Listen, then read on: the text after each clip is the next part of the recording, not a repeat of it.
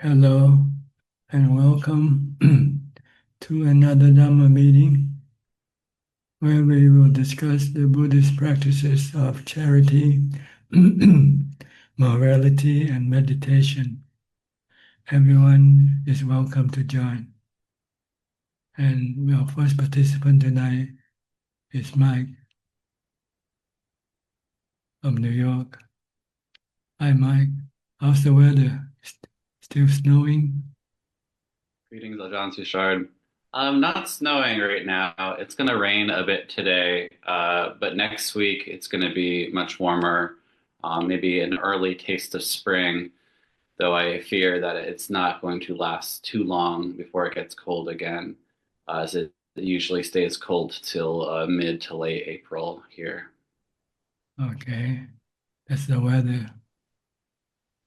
That's the weather for you. But Cha- funny enough, when next week when it's going to be nice here in New York, is going to be when I travel to San Diego or outside of San Diego to visit Wat Metta and visit Thanissaro Bhikkhu and his monastery there and sit for a week, which I'm very excited about to deepen my practice of meditation, concentration, virtue, precepts.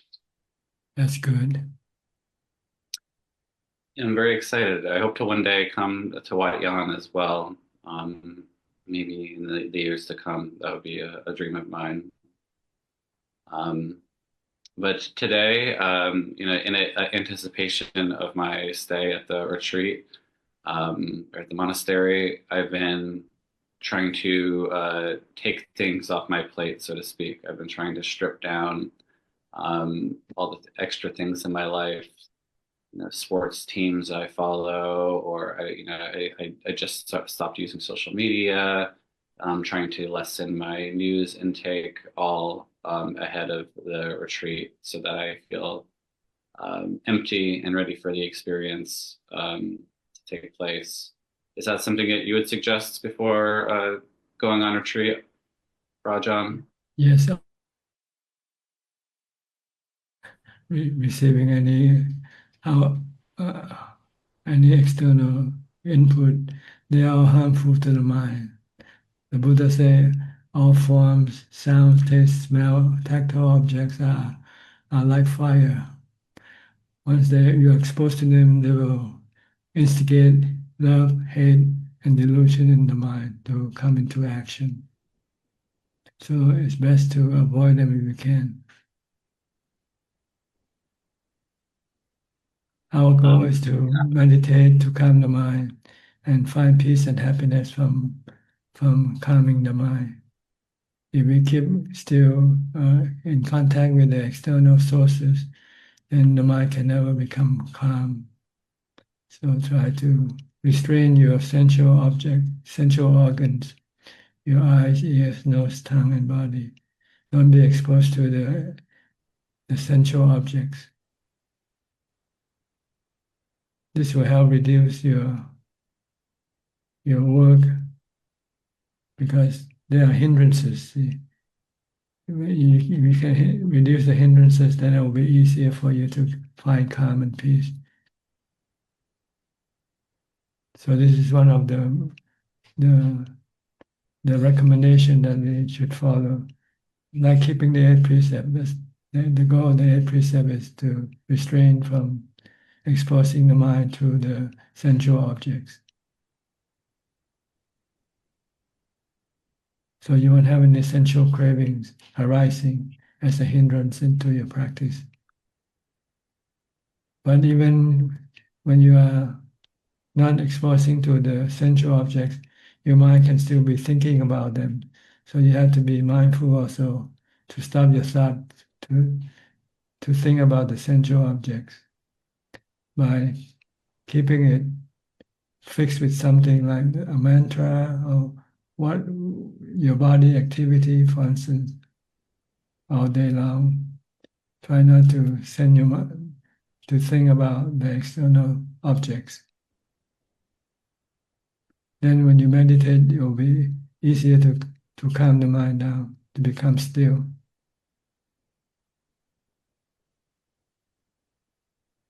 So you should make it a practice to avoid as much external sensual objects as much as possible. Only expose yourself to the essential objects that you have to be exposed to, like maybe the current events, what's going on, the weather, and so forth.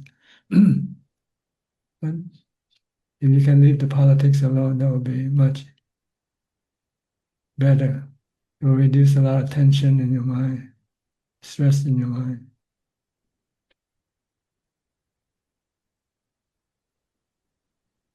Okay. No, that's very good.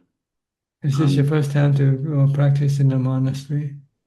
This will be my third time going to the Wat Metta. I see. So How was your two previous experiences? they were good.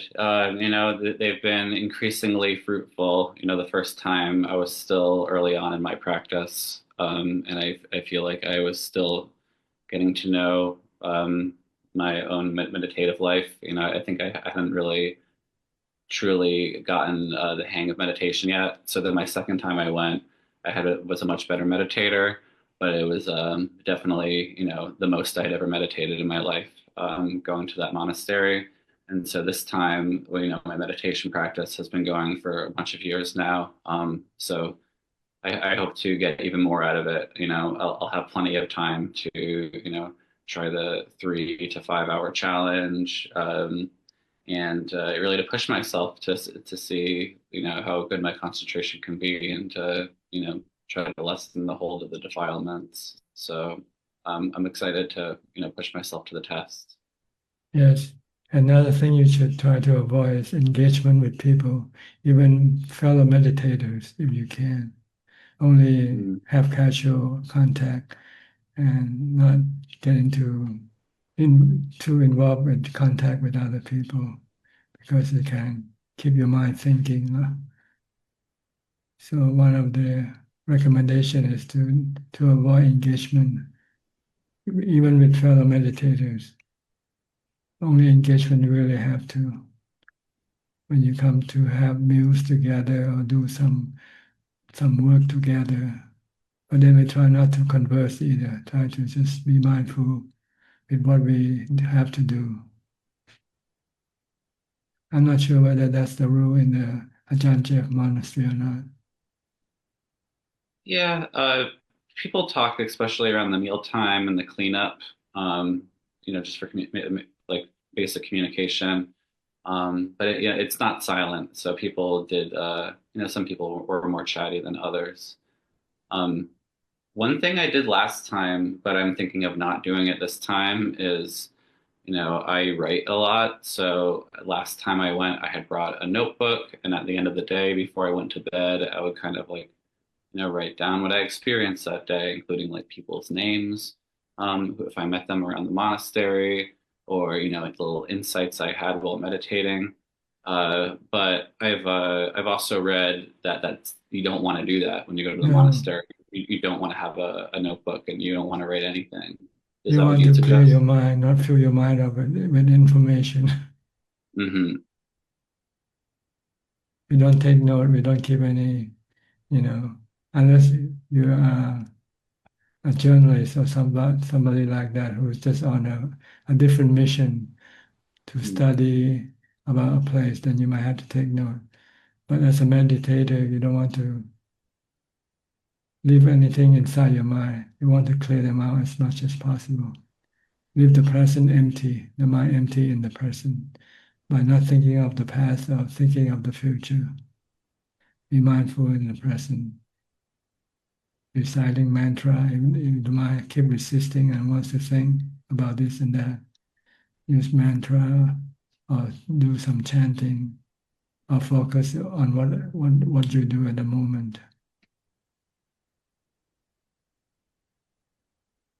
The goal is to clear the mind, not to fill the mind up with thoughts. You want to clear the mind so that there'll be no thought left in the mind. All that is left is just the knowing.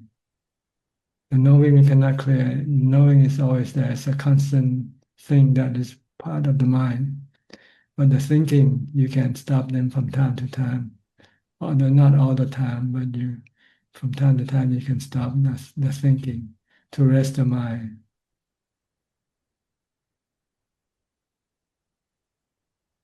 Because usually when you think, your thought is still driven by your kilesa, your defilement.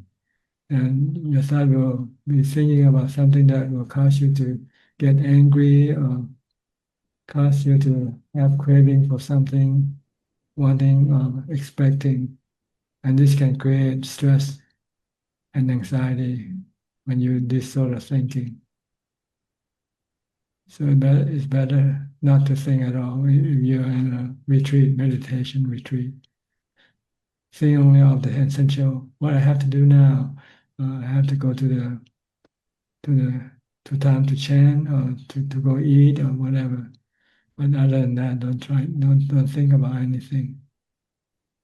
Stay focused with the body or the mantra.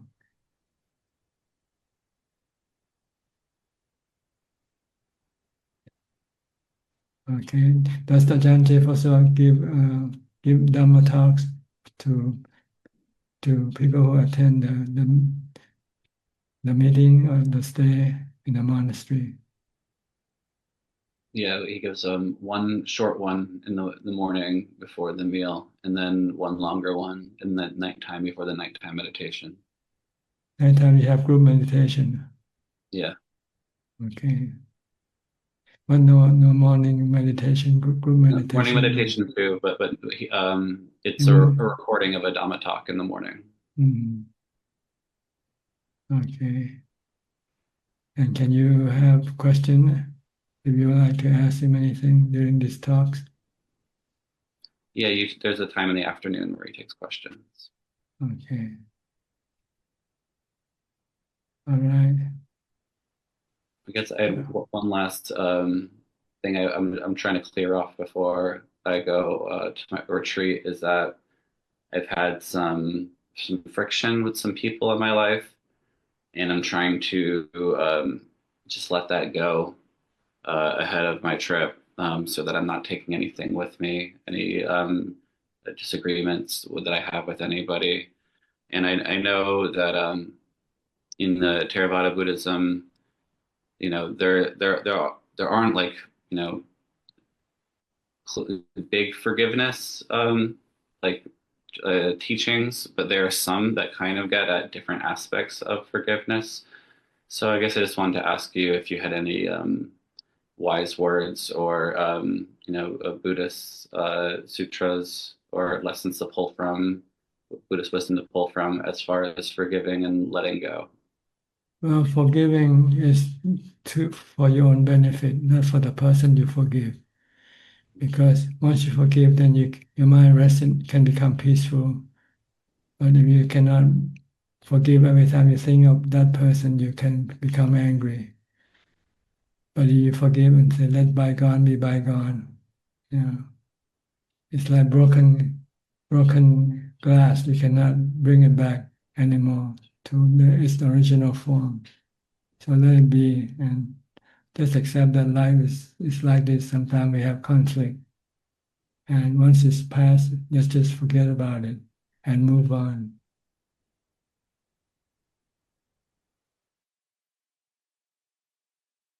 So this is another way of thinking. Try to make friends out of your enemy, then you won't have any enemy left to worry about. By forgiving your enemies, then they become friends, then they become your friends. It's for your own peace of mind, really, not for your enemy, not for the person you get angry with.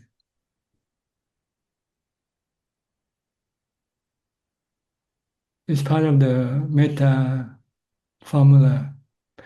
Metta of loving kindness consists of four actions. One is to forgive. And second is not when you do something, don't cause any harm or hurt anybody when you do something. And the third one, don't directly hurt other people physically or mentally. And the fourth one is to give happiness to other people by doing good things for them or giving them things. These are the four ways of showing your loving kindness. And by doing this action, it will make your mind calm and peaceful.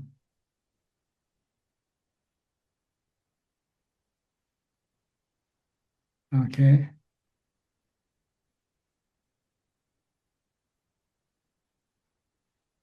Thank you, Tanja. Okay. Good luck to your meditation retreat. Thank you so much. Let us know what happened after you return. I will. Better before you go or worse than before you go.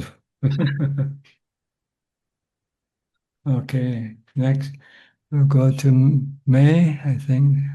Hi, May. Where are you from? I forget. Hello, Ajahn. Oh, sorry. Yes, you can speak now. Okay, yes. I'm from Prague, Czech Prague. Republic. Yes. Okay. You have any question or anything you like to mention? Uh, I actually wanted to pay respect to Ajahn before I'm going to Thailand. Um, I I wish you to be healthy and long live, and really thank you very much for um, your kind advice and allowing me to meet you through the Zoom session. Oh, I'm happy to be of service to everybody. Yes, Th- because yeah, your advice really play a great role in my decision because I'm indecisive, and finally I decided to give up my PhD in physics because it was really hard for me to continue doing what I'm not really into it. So I decided to go on the path of meditation. That's better. You can take Dhamma with you after you die, but you cannot take your PhD with you when you die. Yes. I discussed with my parents, and they are not much happy, but I am an adult, so I mean, They they are, respect your decision. yes, yes, What's important is what makes you happy, really. yes, And it's okay. I think it's a good decision if you switch to Dhamma, if you switch to meditation practice, because you yes. are developing your mind. You're making your Hmm. mind happier by following the Buddha's teaching of charity, morality, and meditation. Yes, This is the right way of making yourself happy permanently. You can yes. take it with you. If you haven't finished your work now, this lifetime, you can continue on your next lifetime. Hmm. Yes, You don't have to start over like PhD. When you come back next life, you have to restart your PhD study again every time you're born. actually, I don't want to restart PhD again next life. Yeah. I don't You, want. you don't want to come back at all. Uh, but the thing is that I'm still, how to say, I'm still attaching to the sensual pleasure. It's like sound, smell, touch, all the things.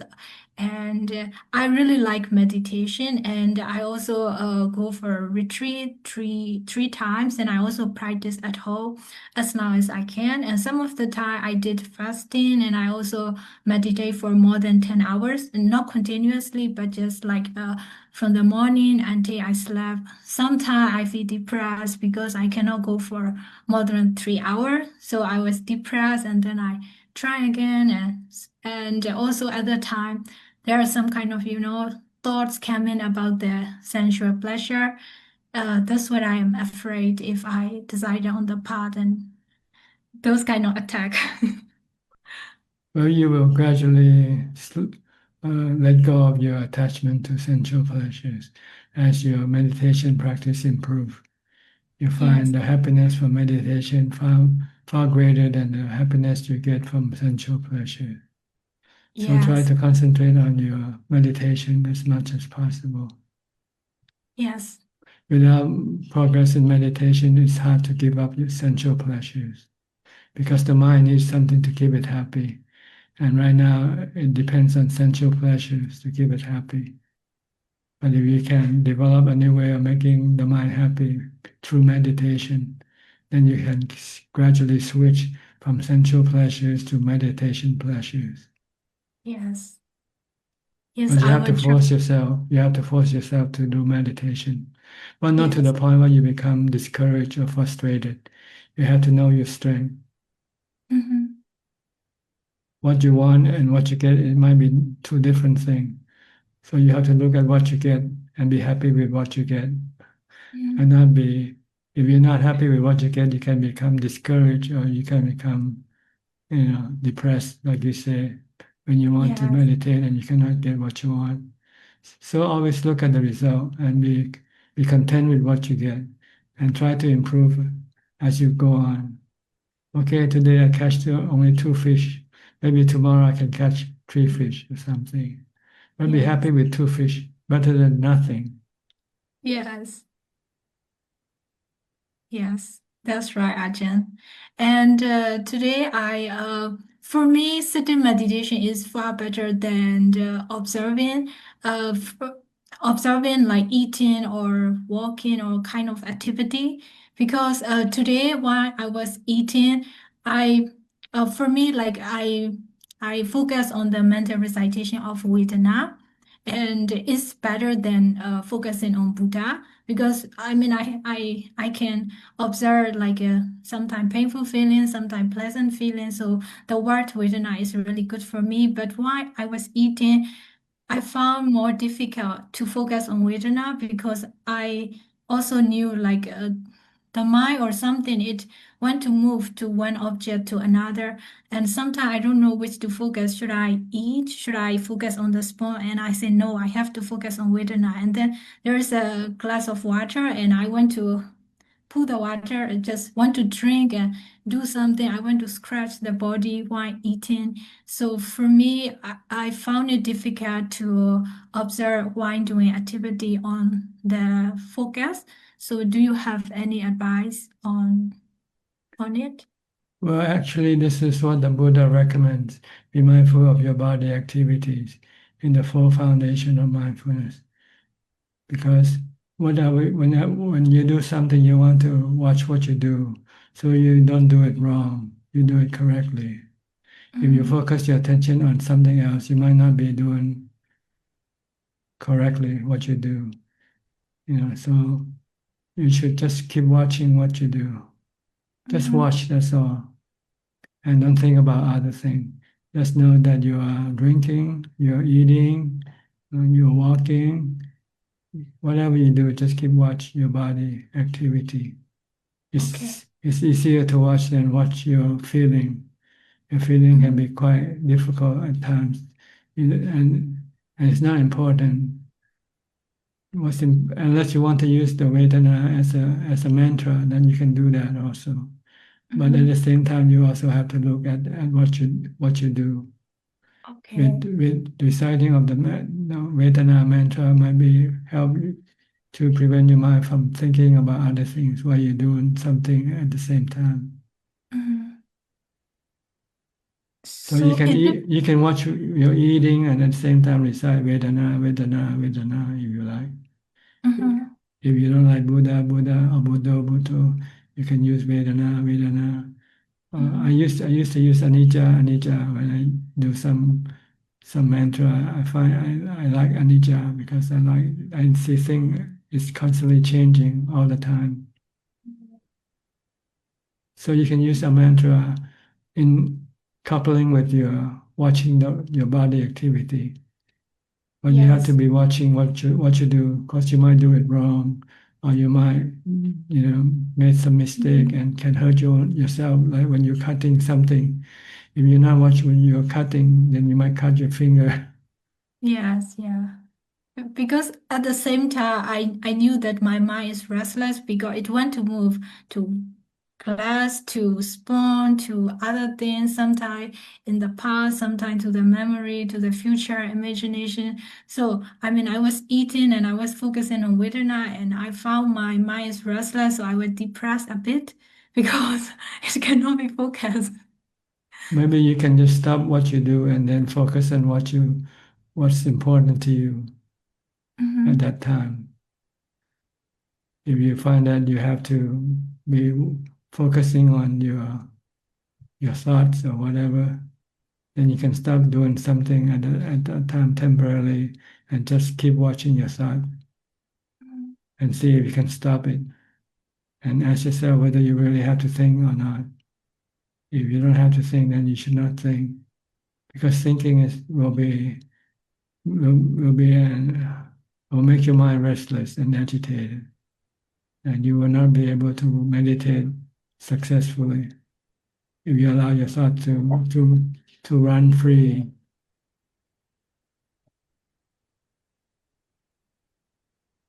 Yes. Okay. Yeah. Thank you very much. I will try. But if you have to think about something, okay, you can stop doing everything and think.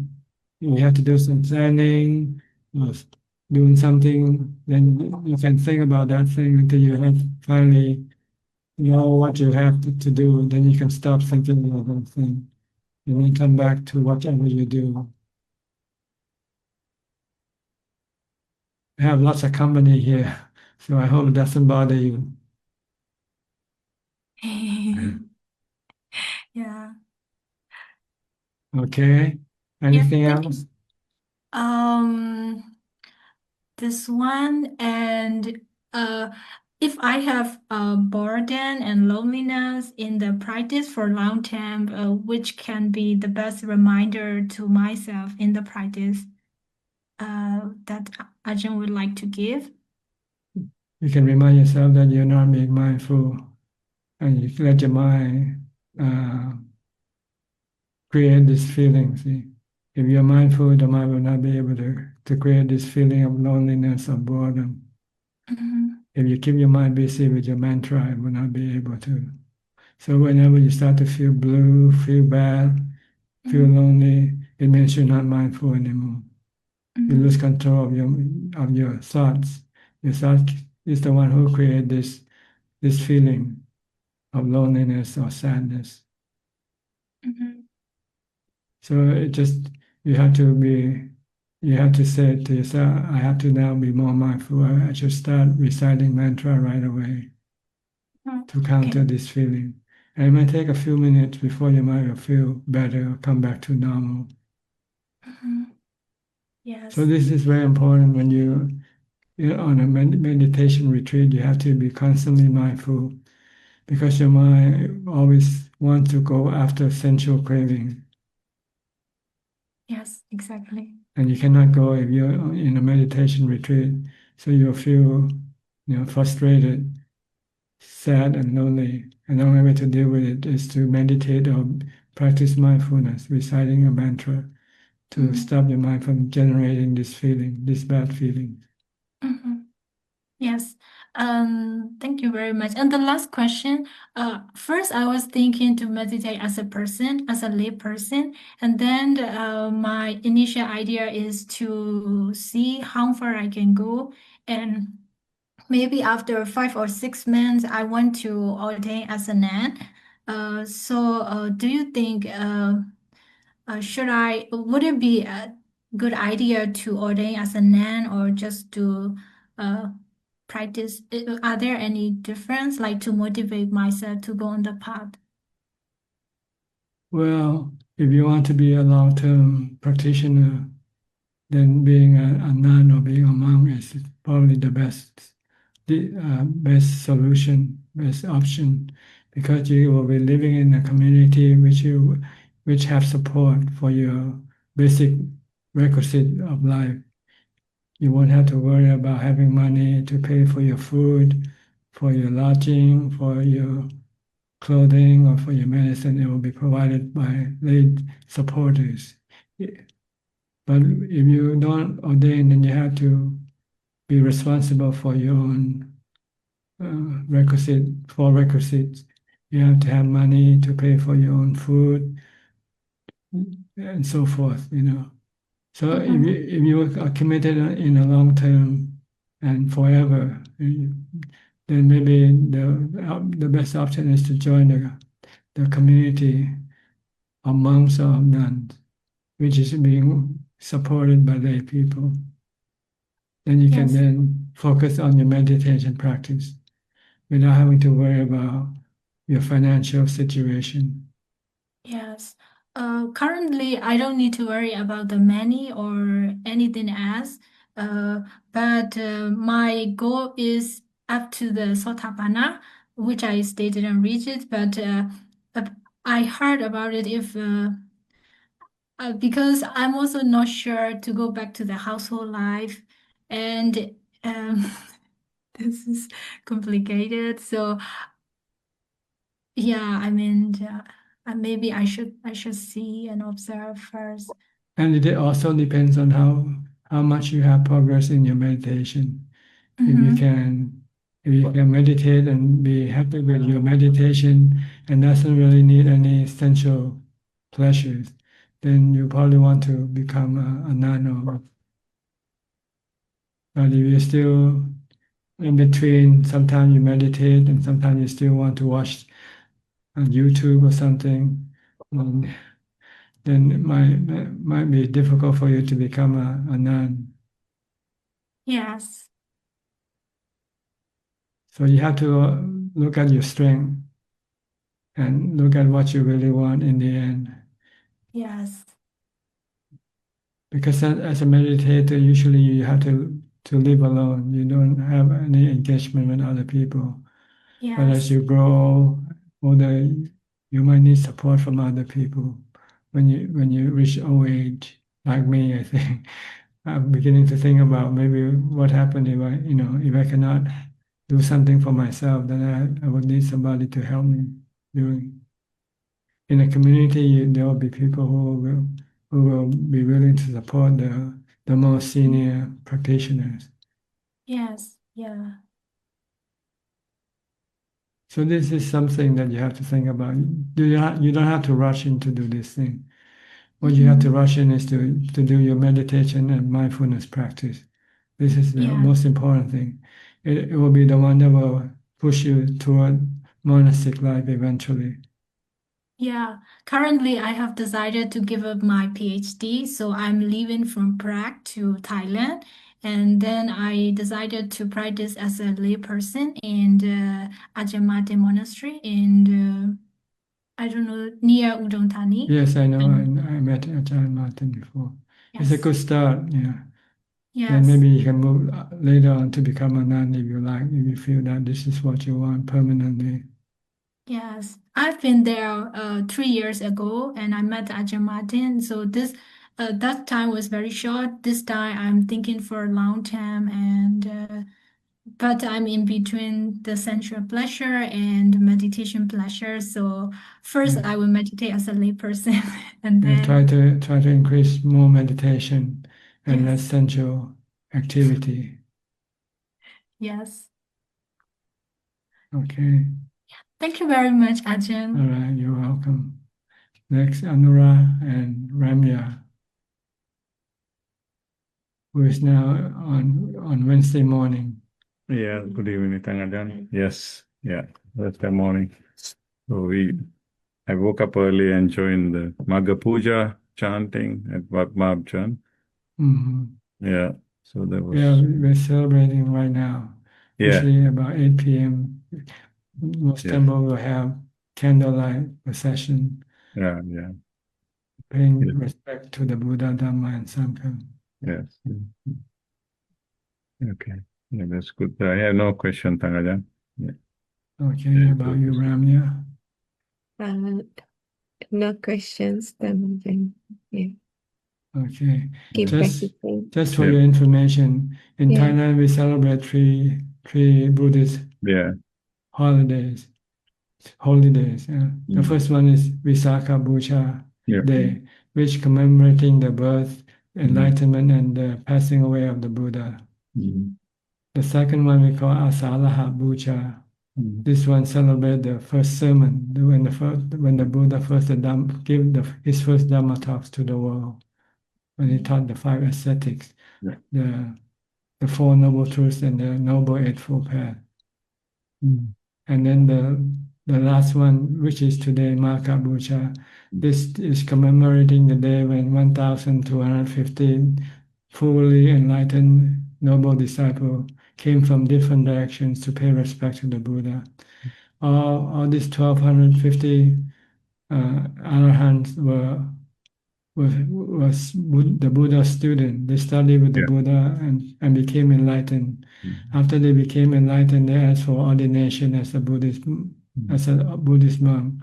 And after ordination, the Buddha told them to go in different directions to spread the Dhamma teaching to the world.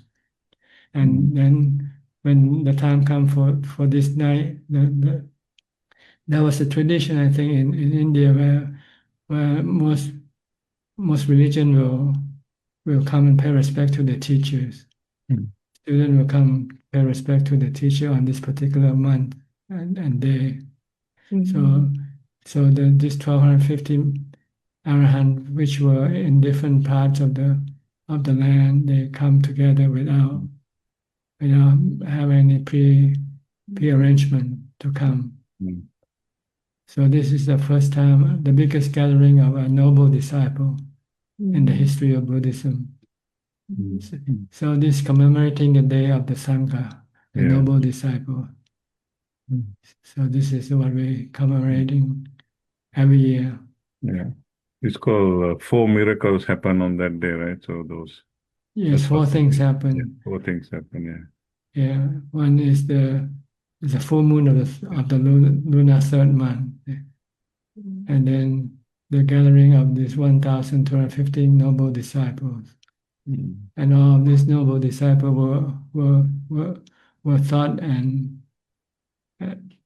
taught by the Buddha and became monks by the Buddha's ordination.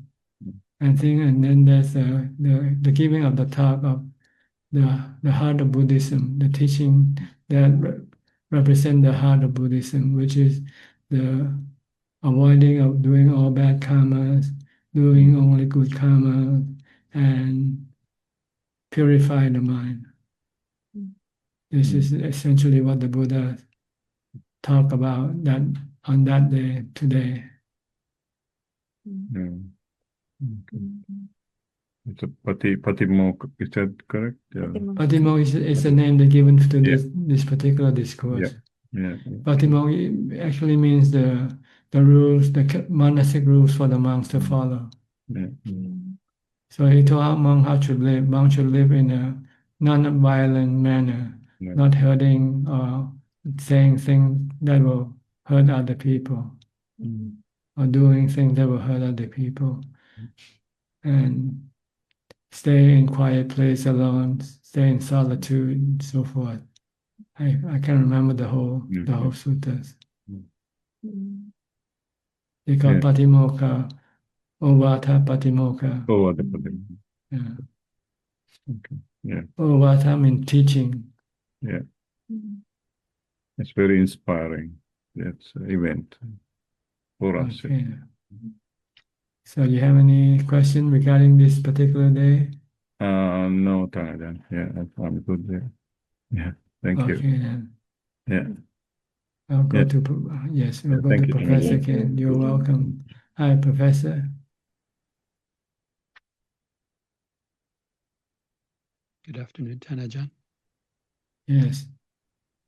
How's your the practice? Practice is going okay. It's steady enough.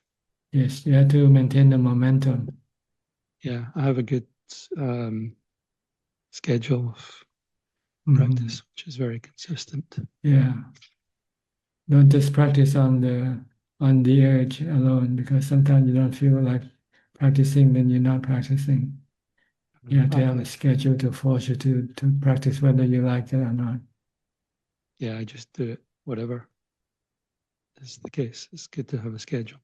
Hmm. I'm feeling a bit sick today, so that's another good focus for a bit of practice. So, You can do vipassana practice, investigating the nature of the body that is changing. It can get well and it can also get sick, and it's not under your control, anatta. So you should not become stressful with the body, because the reason for you to be stressful because you have craving for the body to be well all the time and not to get sick. You can stop this stress by accepting the reality of the body, the nature of the body, that sooner or later we'll have to get sick. And when you get sick, you just have to learn to live with it. If you can fix it, fix it. If you cannot, then you just have to live with the condition until it eventually disappear. This is vipassana or wisdom, investigation of Vedana and also of body, investigation of the body nature as being impermanent, investigating the nature of Vedana, of feeling. That feeling can change from pleasant to unpleasant to neutral. They keep changing, and the factor that caused them to change is not you. You cannot force the condition, cause the feeling to have only pleasant feeling, because there are other factors that can change the feelings from good to bad or to neutral. So if you cannot control your feeling, only way for you to live peacefully with your feeling is to accept them as they change. As well as your body is slowly changing. It's getting older and older. Yeah. And it's approaching old age, approaching sickness. Also, the sickness is waiting for you ahead of you. And eventually, that is the final destination for the body. You have to teach your mind to accept it. We will only accept it. Then you will have no fear. You will have no worry. Okay. Thank you, Tanajan. It's very helpful. If you find that your mind cannot yet accept this truth, it means your mind doesn't have enough equanimity. So you need to do more meditation, calm your mind, because your defilement is still resisting the truth. The craving to live forever, the craving to be young forever, still keep resisting the truth. So you have to suppress this craving with the practice of meditation, mindfulness. When you get into jhana, then the resistance will disappear. Then when you come out of jhana, you can have equanimity to support your wisdom, to stop your cravings, to accept the reality of the body and the reality of the feelings.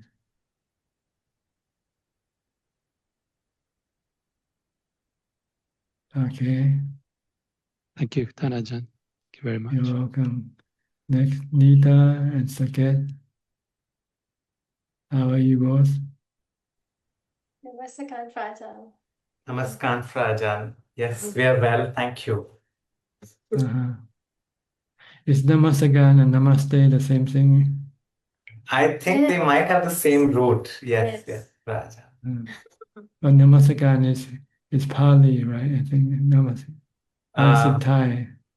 Yes, I think in Thai they say Namaskaran. Is it correct, Ajahn? Namaskaran, we call it Namaskaran. Namaskar. Yes. In Hindi, we say Namaste. Yes. So, In Hindi, we very call sim- Namaste. It's the same thing. Greeting. very Or similar. paying respect, paying respect. Yes, yes. Okay, what can I do for you today? So, Frajan, I just wanted to share some updates on our practice. One of the challenges which Neeta was sharing is, we're in a small town with many extended family members, and a lot of expectations to meet and such. But we found that when we tell them we are on meditation retreat, then all of them are very supportive and they let us, meditate. So we recently went on a 7-day meditation retreat, and our neighbors, it was like a very nice opportunity to be quiet and peaceful. And also now, Frajan, I'm thinking that maybe for the next few months, maybe at least for the first half of the year, um, I'd like to try and stay within the home and avoid going out unless it is for, like, medical things or parents' responsibilities, but otherwise just stay at home. And if anyone wants to meet, they can come over, because I don't know if I can avoid that completely. Um, and what would you think of that, Frajan? Is that That's good practice. This is to avoid your mind being exposed to sensual objects. Because when you yeah, go out, you see things, hear things, smell things, and this can stimulate your cravings, your greed, or your anger. So it's yes, best try to restrain this contact as much as possible. yes. And also physically, not only physically, you should also mentally cut off your contact with the outside world also through your smartphone. Yes. I'm happy to report that I've gone to a dumb phone. And we have a landline at home, if Yeah. anybody needs to reach us, like close family members, if there's an emergency. Yes. So we've tried to reduce, Social media.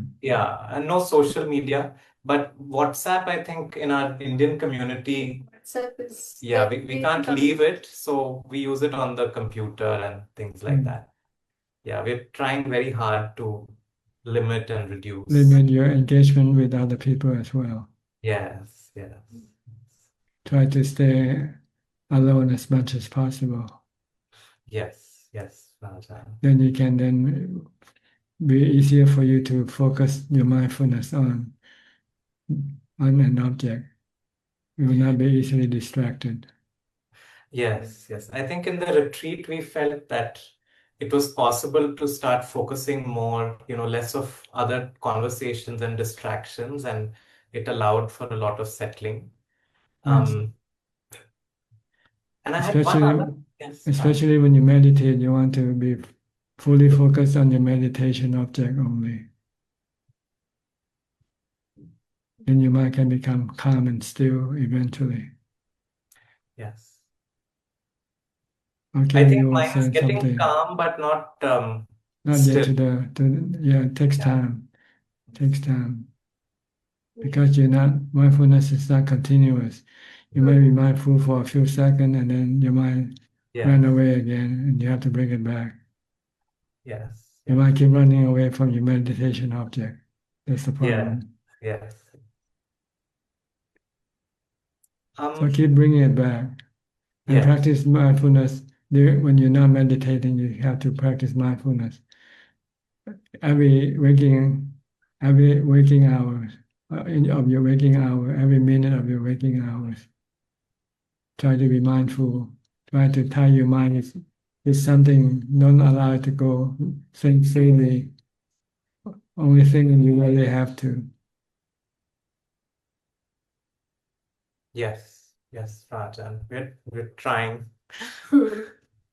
Well, yeah, this is what you have to do. Yeah. Once you know how to do it, then you'll find it very useful. It will be helpful. Yes. There's like a calm and like a peace that I'm starting to feel as a result of less of Yes, most beginning meditators, they forget that the essential factor in meditation is mindfulness. They thought they can start meditating with mindfulness when they meditate, but if they haven't yet prepared their mindfulness before, they'll find it difficult to sit and meditate, to focus on the meditation object. After a while, they'll feel frustrated or feel restless, and then they will not be able to continue on. So you need to be mindful all the time, from the time you get up to the time you go to sleep. Yes. And you can do this efficiently when you're alone. If you're around people, you'll be distracted because you have to engage with people. Yes. Or any sensual objects. So try to restrict your sensual objects to come into your mind.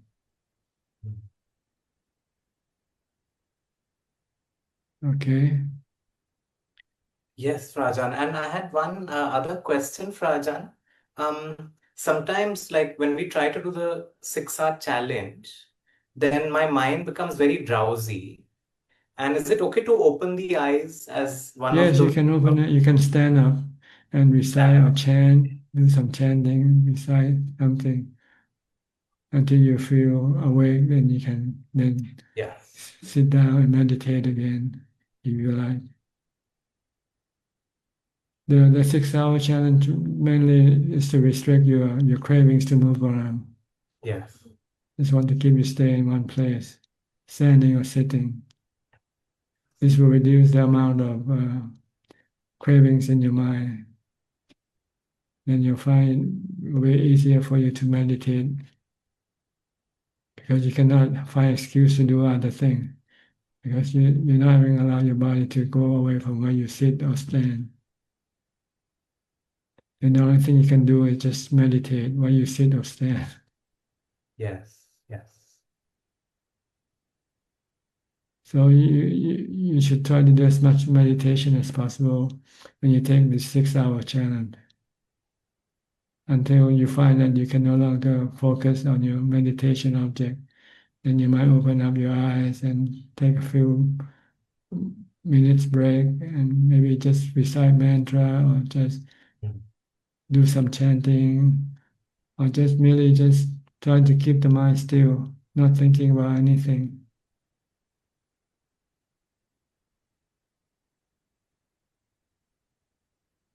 Understand?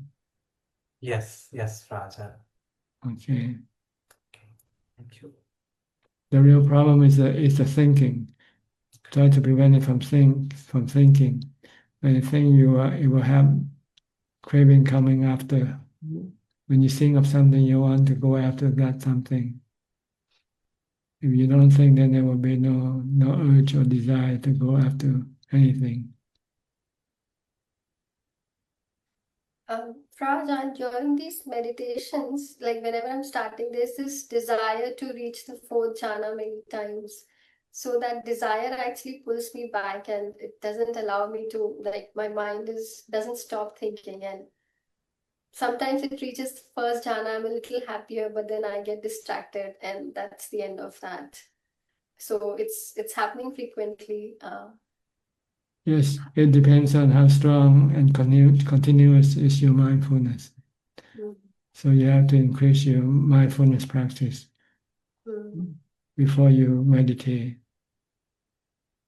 So the more mindfulness you have, the more continuous your mindfulness, then it will be the more easy for you to enter into jhana.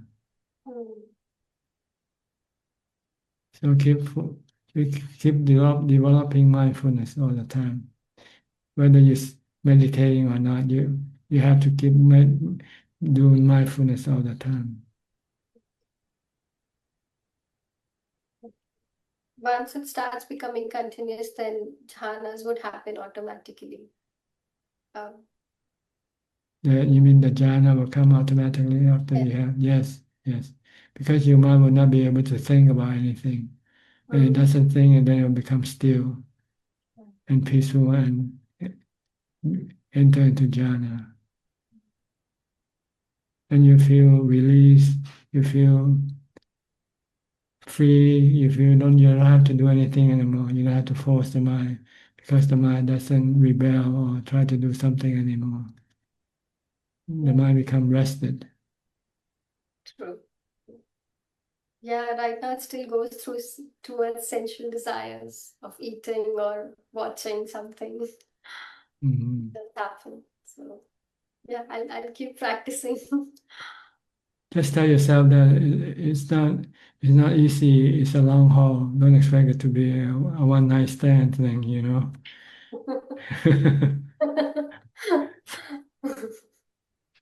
Modern world now wants to have something quick, you know, instant coffee, instant everything. You know.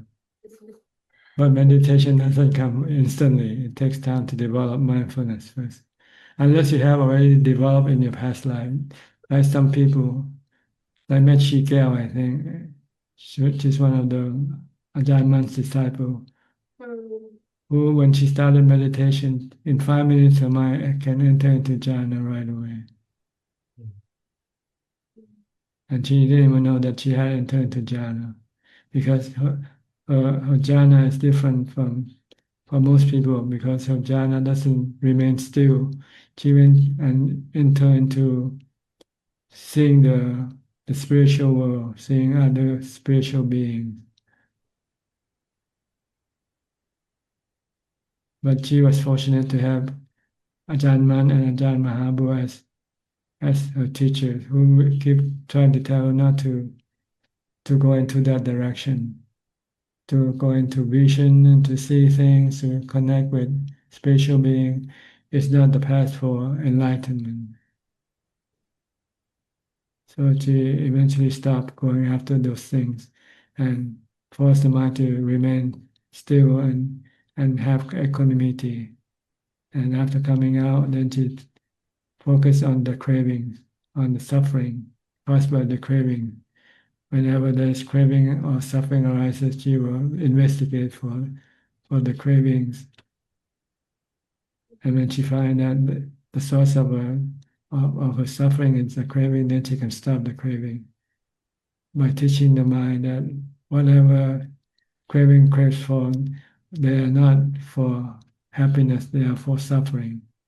Because the thing that you crave for is impermanent, it's not stable, it's not reliable. It can change, it can disappear. When the things that make you happy disappear or change, then you lose that happiness, and what you get in place is sadness. So when you see that everything you crave for will bring you to sadness, to suffering, then you will stop your cravings for anything.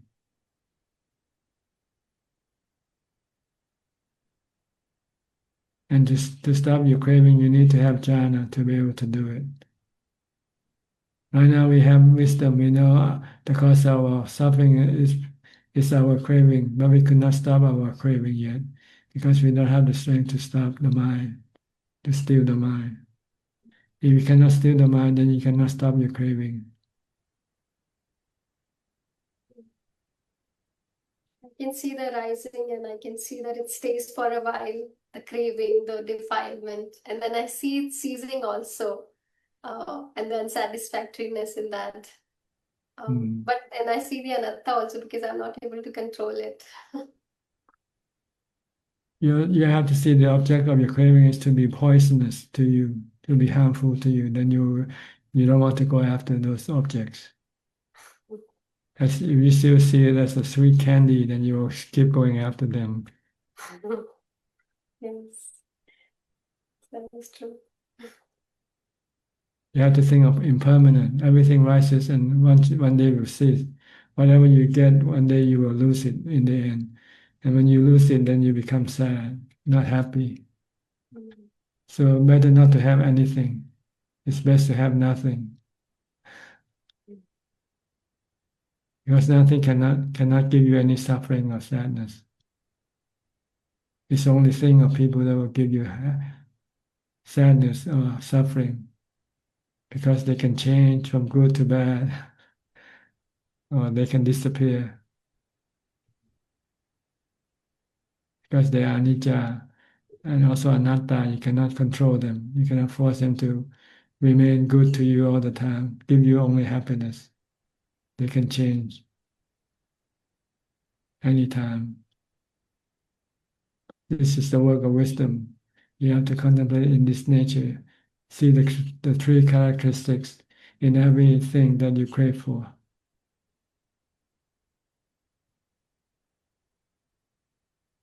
Okay, anything else? Thank you for your guidance, Raja. Thank you, Fraja. You're welcome. Next, our sourcing.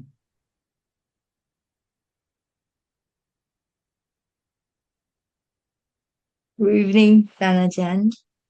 Yes, how are you? Fine, thank you. How are you, Ajahn? Good. Are you celebrating the Magha Puja in Malaysia also? I didn't No. follow this evening. We have this Ajahn Anand's. This I didn't go into the zoo. I mean the temples in Malaysia, do they celebrate this day also or not? I don't think so. Only I'm not. Visakha Puja Day, right? Yeah. I think this is more in Thailand than any other Yeah, country. Thailand. Yeah. They post in their group chat for us to follow Ajahn Anand's this evening. Is he giving meditation retreat tonight? I beg your pardon. I still go for meditation retreat. Is Ajahn Anand leading a meditation retreat tonight? This year not yet. No retreat this year. Just leading the chanting and giving Dhamma talks tonight. Yes. This year no online retreat or on-site retreat yet. Okay. Any question? I think I don't have any questions. You still do your 6 hour challenge? Yes. You find useful? Very useful. Okay.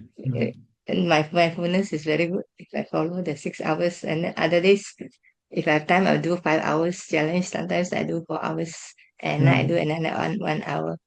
Yes, do as much as possible. Yes, do as much as possible. Okay, good. Thank you very much, Dad. You're welcome. Next, Ricardo from Uruguay. Hi. Are you traveling anywhere now, or are you back home? Cannot hear you. Something wrong with your microphone. I'm not sure why, but some people, when they come into the room, they might press the wrong button or something. You might have to come back later. Come back and I'll go to you when you come back, okay? You might have to get out of the room first and then come back in again. You can hear me, right?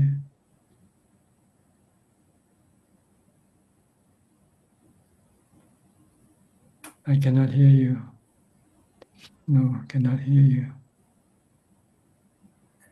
Okay, go out and come back again. Try and reconnect, restart your connection again. Or maybe there's still no sound.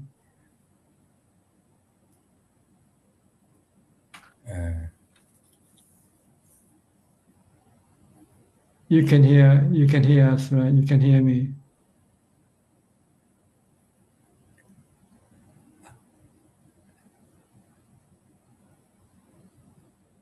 Can you hear us? Ricardo, can you hear us?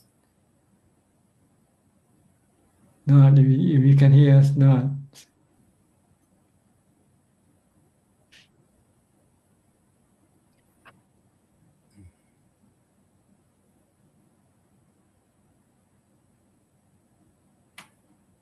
There's no sound. Speak. Okay, come back again. Okay, when you come back, I'll go to you first. I'll go to Aparajita now. Okay, Aparajita in Dubai. I heard you have problem there now. Yes, we did. Everything Yeah, okay?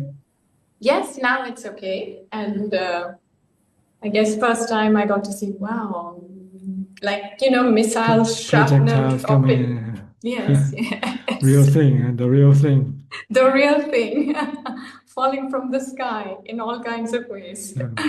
Yes. You have any place to go hide when you have? No, we just stayed at home and you could see it, and none of the missiles dropped. They kind of shot them in the middle of the air. So it was just like debris falling. So no missiles hit anything as such. Okay. But of course, some buildings, little bit fire and all of that. And yeah. But life still goes on normally. Yes, the first day, Saturday, when it suddenly happened, I think everybody got very upset because it's never happened in Dubai.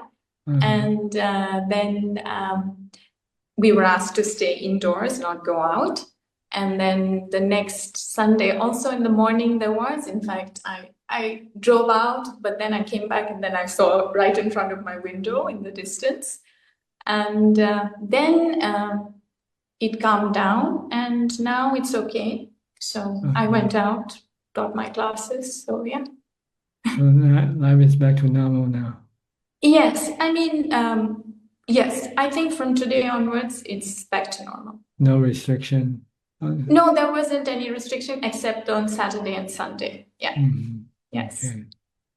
Good to see you back in one Yes, piece. it was good. I think it's the first time I said, oh, wow, this is what it feels like to be in a war area. Yeah. But then you feel also, right, it's definitely tough. It might remind you of anicca, life is impermanent. Yes, definitely. And so many people can suffer so much, and it's sad. It is sad. But if you have studied the Buddha's teaching, you might not be badly affected, because this is something we've been taught to prepare ourselves for one day. Yes, I think I'm very grateful for that. I didn't feel afraid like that. It's like, of course, when I heard the booms, I could hear my heart beat very fast, but I was okay. I didn't feel like, I was like, oh my God, what's going to happen? No, I was okay. I was like, we'll see. But still a little bit excited. Of course, my heart went like, I was like, Not whoa. enough equanimity yet. No, I couldn't stay like fully calm through watching that explode. I couldn't. But yes, that was it. Okay. Good. Anyway, I wanted to pay my respect for Magha Puja as well. And thank you for Thank you. You're the lineage of the Sangha, so and we are grateful. Okay. Hope you Thank can join the community one day. Hopefully. Thank you. Okay, you're welcome. Next, Kate Yenso from Penang.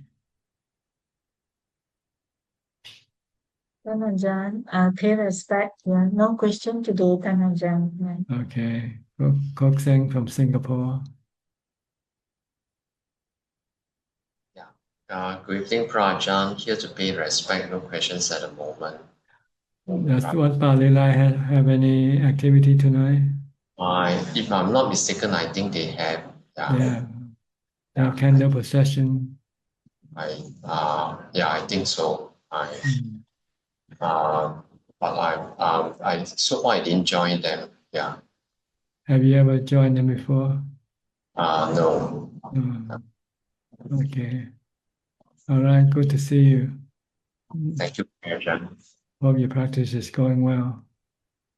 Okay, I will continue to practice. Yeah. Okay. Next step, from Oregon. Hello. How Hi. are you? Good. Thank you. Good. So how's your practice? It's going really good. I did want to, I had an observation at a really good sit, and then I went for my 3-hour challenge. I keep doing that, and that's been very good. And then I went outside and I saw how it was destabilizing. So that made me see that my mindfulness is not strong enough for seeing. So I'm just working on my continuous mindfulness. But it was just very clear because I felt very calm, but then every time I would just look at a tree and I'd be like, oh, so pretty. But that's not the point. So yeah, I just noticed. The point is just to merely note, merely see. Yes. And have no reaction. Yeah. So I'm seeing that there's still reaction. Yeah. Okay. No question tonight? No question. Just working on my mindfulness. Thank you. Yes. Okay. You're welcome. Next, Alvin of Malaysia. Understand, Ajahn. I'm just here to pay respect. No question today. Okay. Thank Philip, you. You're welcome, Philip. Good evening, Ajahn. I'm here to pay my respects, so no questions tonight. Okay. I also try to pay respect. Hi, Let me, Tanajan. Long time no okay. see. Let me see. Ricardo is back. Not yet, huh? Okay. I think next in line is Tommy. Hi, Tommy. Can you hear me?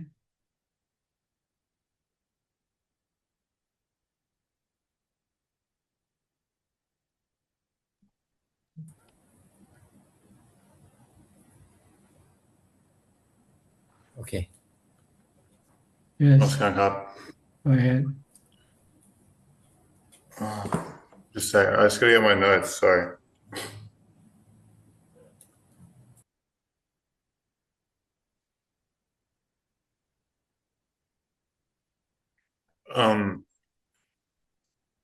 I heard this phrase. Somebody said it in a Dhamma talk. All things converge in feeling. Both things, all things, convergent feelings. Yeah, have you heard this one before? Well, feeling is the consequence of the contacts of the sensual objects with the sensual organs. When you see something, feeling arises. See good things, you get good feelings. See bad things, you get bad feelings.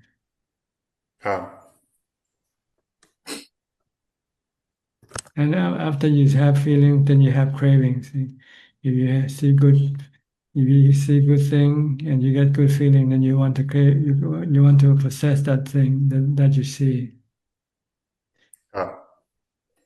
So you want to stop at the point of craving. You don't want to possess anything. You have to use wisdom to teach you everything you crave for is anicca, dukkha, anatta.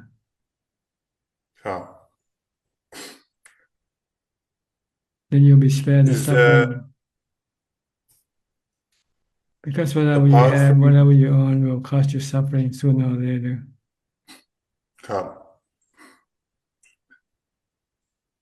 Apart from pleasant feeling, neutral feeling, and bad feeling, there isn't really anything else, is there? Well, there are still emotion, the mental states. You can still have the blues. You can have the high and the low and so forth in your mind. It's similar to feeling, but maybe it's a little slightly different from feeling. That's why the Buddha put it in the mental state. The mind can be high one day and can be low the next day. Can be happy today and can be sad tomorrow. And it's the same thing as due to contact with the sensual objects and also with the mental objects in the mind can also cause the mind to become high or low, happy or sad, and so forth. What's the relationship between vijnana and knowing element? Well, in Thailand, we call the knowing element vijnana when it separated from the body. When the body dies, then this knowing element, we call it vijnana. That go takes a new birth, or that enter into a different existence. Maybe if you haven't taken a human birth, you might be spiritual beings, happy or sad spiritual beings, depending on your good or bad karma. This we call vijnana. But there's another vijnana, the vijnana in the four nama khanda. This is the vijnana that connect the mind to the body, to the sensual organs, so that the mind then can receive the sensual objects that enter into the sensual organs. And then the mind can experience what the body see and hear and so forth. This is vijnana, the ability to connect with the body. It's like two telephones connecting with each other through radio wave. Vijnana is like a radio wave. It connects the mind to the body. How come they don't put chitta in the books except for the Abhidhamma? Chitta, you mean the chitta in the four foundation of mindfulness? I mean the chitta, like when the Buddha in the suttas, he doesn't really talk about chitta. Like he talks about the five khandhas. Yeah, that's because the mind is being attached to the five khandhas. See? So he has to teach the mind to let go of the attachment by seeing that the five khandha is anicca, dukkha, anatta.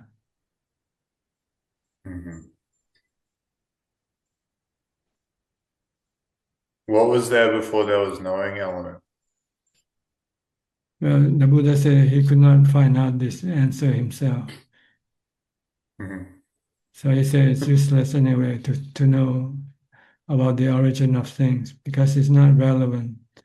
The relevant is how to get rid of your mental suffering, which he found out that your mental suffering is caused by your craving, due to your delusion, not seeing that the objects of your craving are all suffering because they are impermanent, they are not under your control.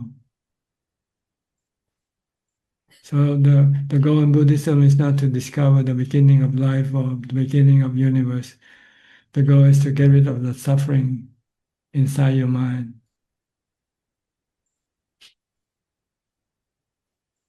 Do arahants get to know that? Do they tell you? Know what? Know what? What came before the knowing No, element? I never heard before any teachers talking about this thing at all. Can they know it intuitively without like beyond words? I don't know, maybe because like the Buddha said, when he gives the simile of the leaf in his hand and the leaves in the forest, he said what he revealed, what he told people, it's just the leaf in his hand. But what he knew is like the leaves in the forest. There's so many things that he knew, but it's fine, not essential for us to know. So he doesn't teach us those things that he knew.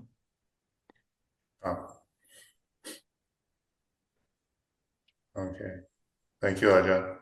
But I think he also mentioned the four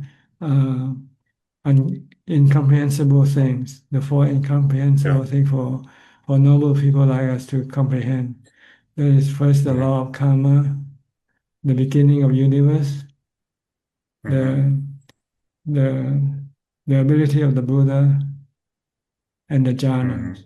These are something beyond our comprehension. We have to be able to practice and understand this through our own practice.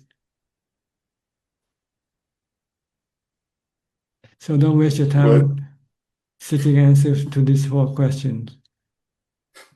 It's useless. It's better to seek question how to get rid of my suffering, of my mental suffering. You heard the story. You heard of the story when a person was shot with an arrow, and someone came, a doctor came and tried to help this man getting the arrow out and fix the wound. But the man said, "Please don't do anything yet. Let's go find out who is this man who shot me, what family, what caste he came from." The doctor said, I go and look for this man history, you'll probably be dead when I come back. So don't worry about, other thing. Worry about how to fix your suffering in your mind. How far back do you think karmic attributes go? Like some people, the first time they sit in samadhi, they go into jhana, like you mentioned, Meichi Gao. And then some people, maybe it takes them, maybe this life. Many years. So that depends on your past karma, how much you have developed these things before. Does it go back like? We don't try to trace the number of lifetime. But do you think, is it like eons or? Well, like the Buddha, before he can become a Buddha, he has to develop the 10 perfection, the paramis, and this takes eons for him to do it. Yeah. So who knows? There's no measurement to this thing. Oh. It's more important to spend your time and effort on how to develop mindfulness is better than to worry about all these things. Okay. Okay. Thanks, Anything Ajahn. else? No. All right. I'll go back to Ricardo now. He's back in the room again. Hopefully we can hear you. Can you unmute your microphone? Go Hello. ahead. Yes, can hear you now. Okay. Thank you, Tanajan. Thank you. Thank you for your teachings and show us the Buddha words and teachings. And thanks to the administrators that makes this session possible. And I have a few questions if I may ask you. Please go ahead.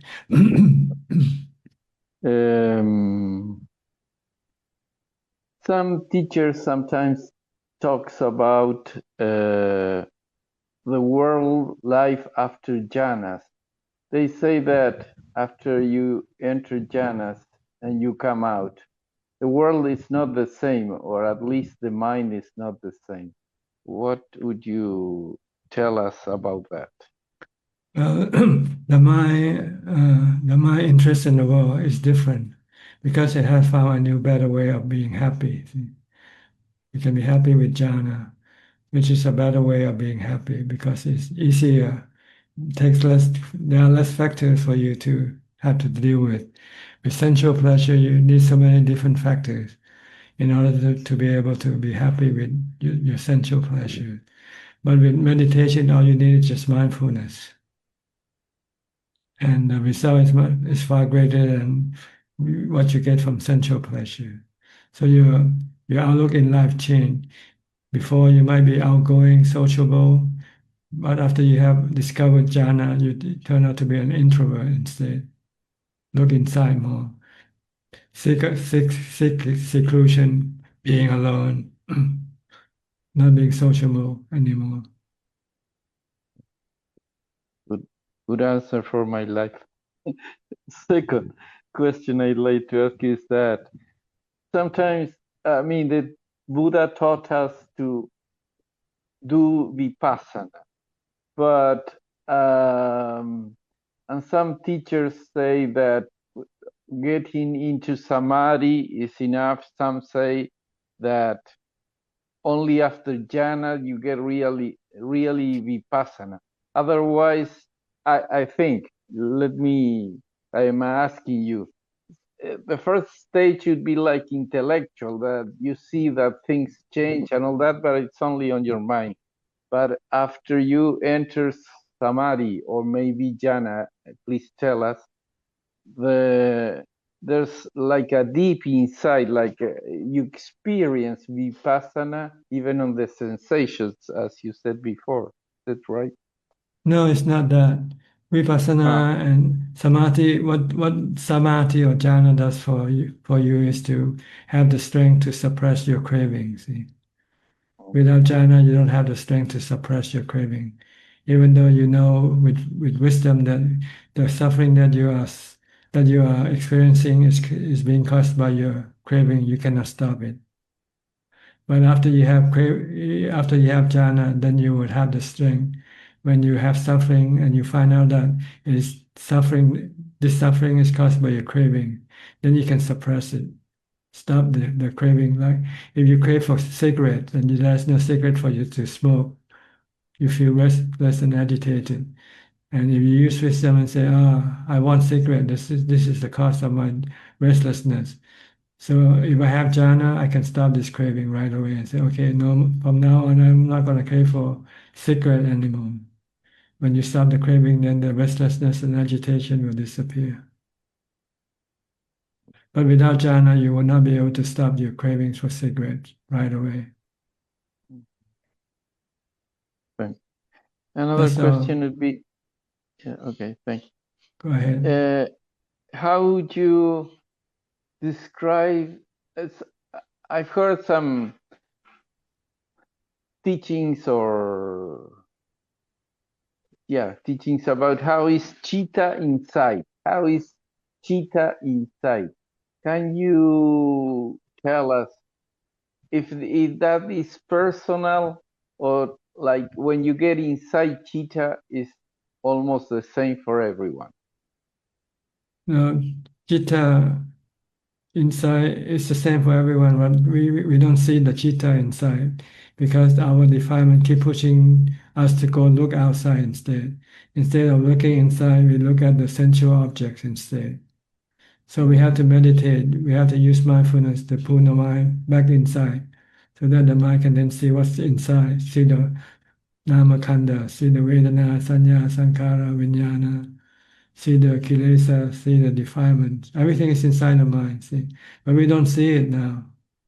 We only see sensual objects. We see people, we see beautiful things, we hear about beautiful sound and so forth. But we never see the feeling that accompany these things because we don't look inside. We thought everything is outside, but actually everything is inside. Our suffering is inside, our craving is inside. Everything is inside the mind.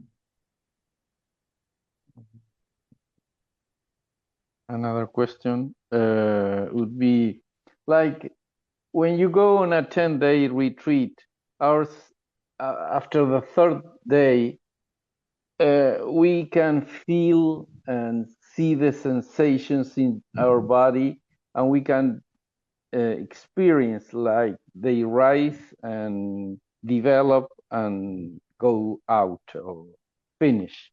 But on our worldly life, it's hard to get inside the sensations because, I don't know, the world stimulus or whatever happens outside.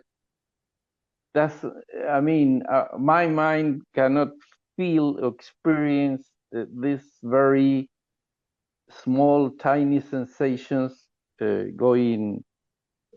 starting and finishing. Because you don't have enough mindfulness.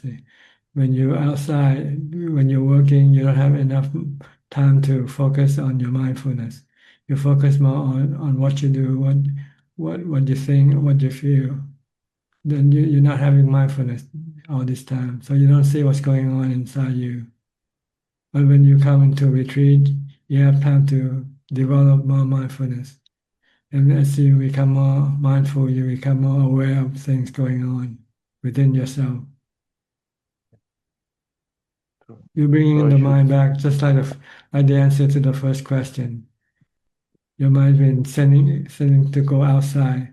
When you go on a retreat, you're using mindfulness to bring it back inside. So you can see the body, you can see the feeling more clearly. Yes. I should go back to Wat Yan soon. No, you just stay at home and shut yourself in a room and don't communicate with anybody for 3 days or 5 days. Your defilement is still trying to push you to go outside. See? Come to Wat Yan. You don't need to come to Wat Yan. You stay in your room. That's what the defilement doesn't want you to do. Defilement wants to go out, not stay inside. Okay. That's why I recommend the 6-hour challenge. Just stay in one place for 6 hours. Mm-hmm. And try to use mindfulness to stop your mind from wanting to go away, wanting to go here and there. I've done some of that practices and it's challenging. All the time you want to go out, go do something. Yes, that's right. It's funny. Yeah. Because you don't have enough mindfulness to calm it down. So you take this opportunity to develop more mindfulness by reciting a mantra, Bhutto, Bhutto. Whenever you have this urge to do something, just keep reciting Bhutto, Bhutto until your mind becomes calm and the urge disappears temporarily. And you find peace and relief for a while from stress. Okay. The last question would be, you said earlier you take Dharma after you die. The question would be, do we take our kilesas also? Oh yes, your kilesa has always been with you for many countless of lifetime already. We don't have enough Dhamma to counter them, that's the problem. See? So we have the opportunity to learn the way to develop Dhamma from Buddhism. If without Buddhism, we won't know how to develop Dhamma. So you just keep having defilement with us all the time. But now we have a chance to develop Dhamma to counter the defilement. With more Dhamma, then the defilement will become less and less. And eventually the defilement will disappear from the mind entirely, completely, when we fully develop the Dhamma in our heart, in our mind. And this go with the mind. Whatever we develop through practice will go with the mind. Mindfulness, wisdom, morality, generosity, loving kindness, and so forth. These are qualities that go with the mind. Once you have developed it inside your mind, you don't have to restart in your next life. You can continue on.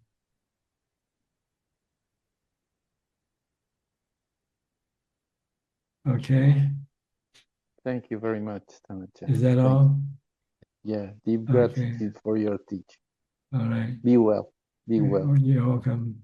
Next, Lynn from Indonesia. You didn't make it last week, huh? Couldn't come in last week?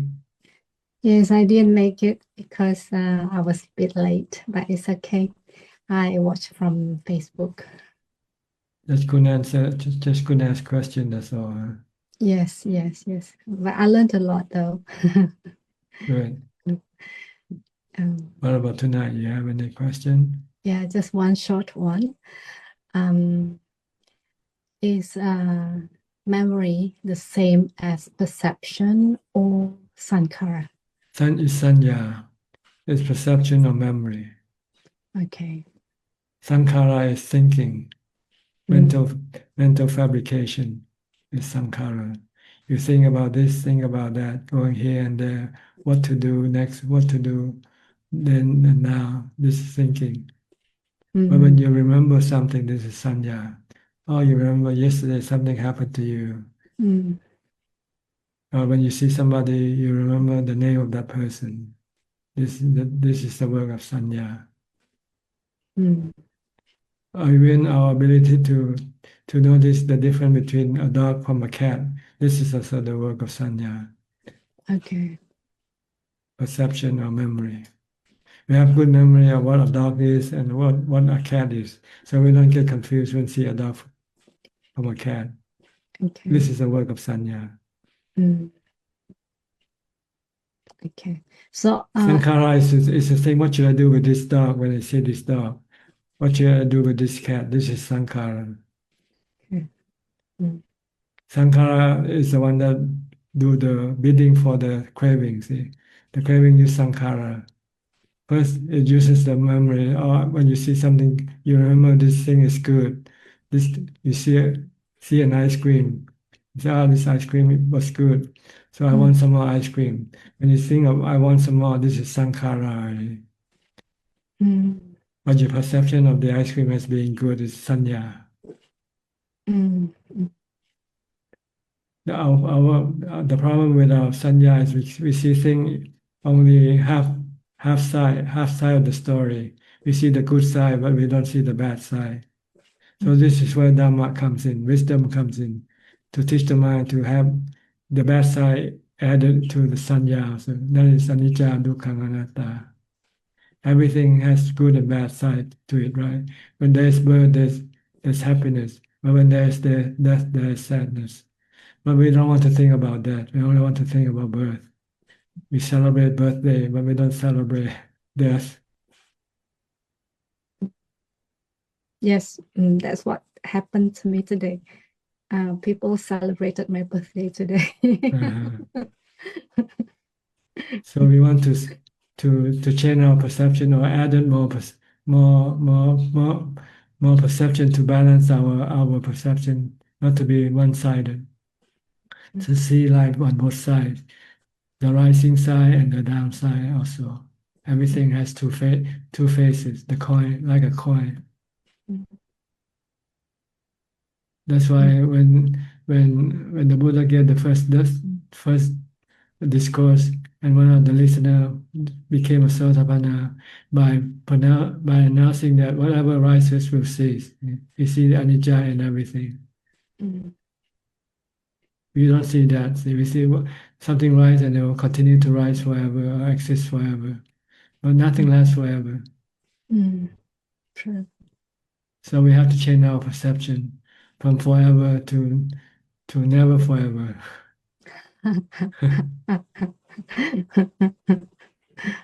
Nothing lasts. Nothing remains the same even. What you get today, tomorrow it might be different already from today.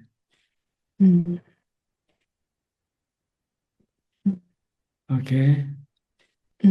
And can this sanya be carried over or forward? Yes, it will go with your life. Because it's part of the mind, see. And yeah, these are the functions of the mind, which is need fixing. Okay. It's like an automobile. You have to fix the spark plugs in your automobile for it to run smoothly. So when you fix the spark plug, then the automobile will then run smoothly wherever it goes. Same way with the mind. See, once you fix the mind, then it will be, once it's fixed, then it'll be like that. Like the mind of the Buddha and the Arahant there have been fully fixed. Okay.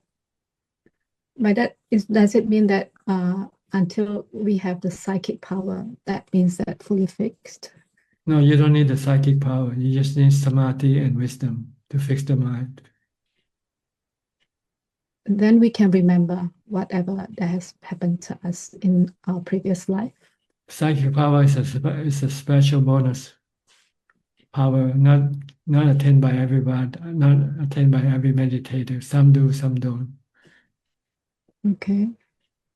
But it's not important to know the past. What's important is how to fix the present. That's all. All right. Okay. Thank you so very much, Tan Ajahn. Hope you're well. Okay, thank you. Happy Maka Puja Day. Oh, thank you. See you. Same to you as well. Thank you. Okay. Next, Lakshya from India.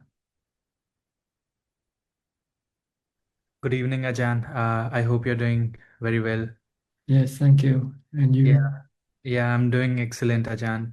I had some questions, Ajahn. So I wanted to get your advice on how we should reflect on food, especially the kind of food that we like to basically cut that delight and create dispassion with that food. So I'm looking for something similar to how we do for body contemplation. We take off the skin and see that it's not beautiful without the skin. So Yes, how you can follow the path of the food that enters your body, from your mouth into your stomach, from your stomach to your intestine, and eventually come out in the toilet bowl. So if you see the whole process of this food, then your passion for that food will disappear. When you see the end game of this food, it turns out to be excrement in the end. So what you're actually liking is excrement without knowing it. But before it turns into excrement, it's not attractive. It looks attractive, delicious. So don't try, not try to look at them. Say when they look attractive, look at them when they're not attractive. Then when you go to the toilet, before you flush your toilet, take a photo of it first. Okay. And reflect on, so whenever I eat something that I like, Yeah, how a it's note gonna of it, turn and then out to be, I how it's gonna turn out to be in the end. yeah. Okay. And Ajahn, I'm finally moving to Thailand in April. I've got my ticket. Oh, really? So soon, next month. Yes. You can come and celebrate the Thai New Year with us. Yeah. Yeah, I was thinking of staying in Bangkok and maybe getting a condo somewhere. So my question is, Ajahn, like realistically to get get to first jhana, what is the kind of discipline a lay person should maintain in their life? What should be the schedule uh, so they have a good chance of getting a first jhana? To be alone as much as possible, and to be free from all the exposure to the sensual objects, and be mindful all day long, from the time you get up to the time you go to sleep. Live alone in your apartment or condominium, and then have no visitors, no friends, no parties, nothing, and just keep mindful all day long. If you can, take a 6-hour challenge for a starter. This will help you to have more mindfulness.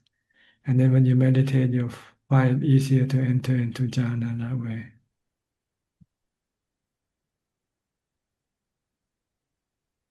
Okay.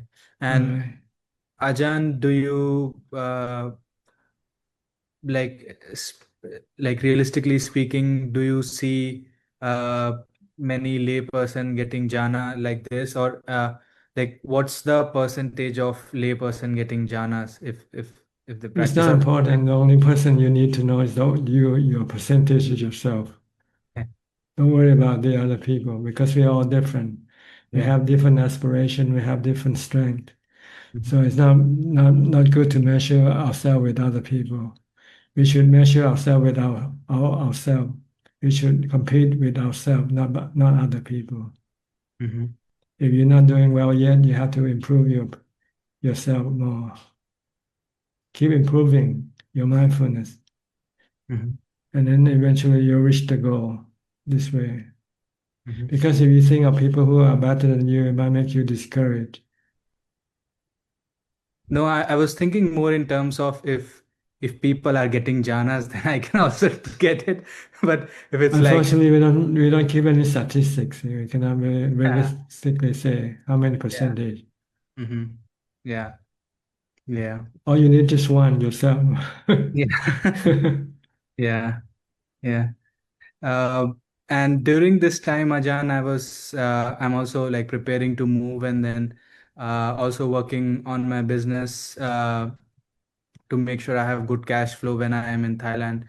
And when I bring my attention back to Buddha, or when I do sitting meditation, and there's just awareness of the meditation object in the present moment, it's like the all that previous stuff was like in like dreamy, or it's like thoughts, and it's It's like all cloudy. gone. It's all Yeah, yeah. gone. And this feels like very real, and it's like I'm working on all that stuff, and but the thing is, I I need to stop. I need to stop, and I just need to do this. It feels like that sometimes, and uh, yeah, and when I try to exert myself to be more aware of the meditation object, it's like at a point I can see my mind habitually going after sensual objects, or want or inclining towards chasing sensual objects, and I have to have that intention of, okay, I'm not going to do this, and I'm going to stay with the meditation object, and it feels like I'm stopping in a sense. Yes, you have to force yourself to stop your mind from going after sensual objects. It won't stop automatically. You have to use mindfulness to stop it. When you start to thinking about sensual object, you have to recite a mantra, using the mantra to stop it. Yeah. And the way we use mindfulness to stop it is we have that mindfulness, and we can see the mind inclining towards sensual objects and wanting to think about this and that, and then if we have that mindfulness in the moment, we stop it, and then we are able to bring it to the object, right? Yes, It is temporarily. And temporary. when you lose your mindfulness, and your thought for sensual objects can come back up again. Okay. So you have to constantly watch your mind, whether it's going after anything or not. If it does, then you have to use the mantra to stop it. If you cannot stop it automatically, it means you don't have enough mindfulness. So you have to generate mindfulness by reciting the mantra. Sometimes you have strong enough mindfulness. When you realize the mind is going thinking about some other thing, you can bring it back right away without using the mantra. But if you cannot bring it back, then you might need to use the mantra to stop it from going away. Yeah. Yeah. Okay. Anything else?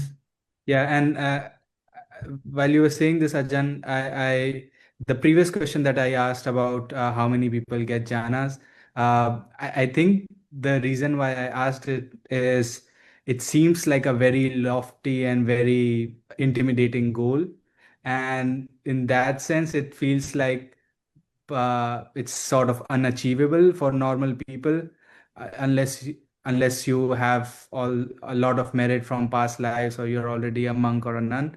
So I guess in that sense, I asked that question. But still, the Buddha says still not impossible. When he gave talks to monks in the four foundation of mindfulness, he said that if they follow his instruction strictly, they can achieve jhana and enlightenment within 7 days, or 7 months, or 7 years. Really? Okay. Right. Go ahead and read the four foundation of mindfulness in the end of the sutta. The Buddha said, if you follow this instruction faithfully, it's either 7 days or 7 months or 7 years, you will achieve some result. Maybe not the highest one. I think he said the next to the highest one, or the highest one, depending on your ability. Wow. So the worst case scenario is if somebody 7 years. practices 7 years. Yeah, 7 years. Pretty good. Or maybe a little bit more. From I heard the story of some Ajahn in Thailand, Thai forest tradition. Some take 10 years, 15 years to achieve, but they eventually get it there. Okay. Some get it quicker, maybe a few years, a few months even. So it depends on each person's ability. Yeah. Okay. All right. Thank you so much, Ajahn. You're welcome. Yes. Next, Sui and Czech. You didn't come in last week either. Couldn't make it, or the room was too crowded? Yeah. Yeah. Room too crowded. Okay.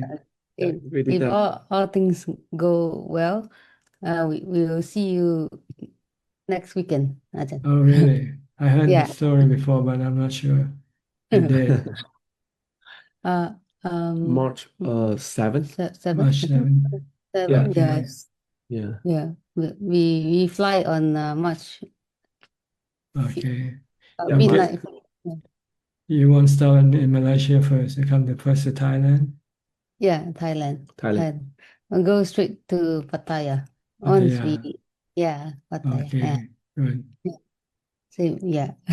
Yeah, see you again then. Yeah. Let's see you again. Thank you. Thank you, Dada. Yeah. Any comment or any question?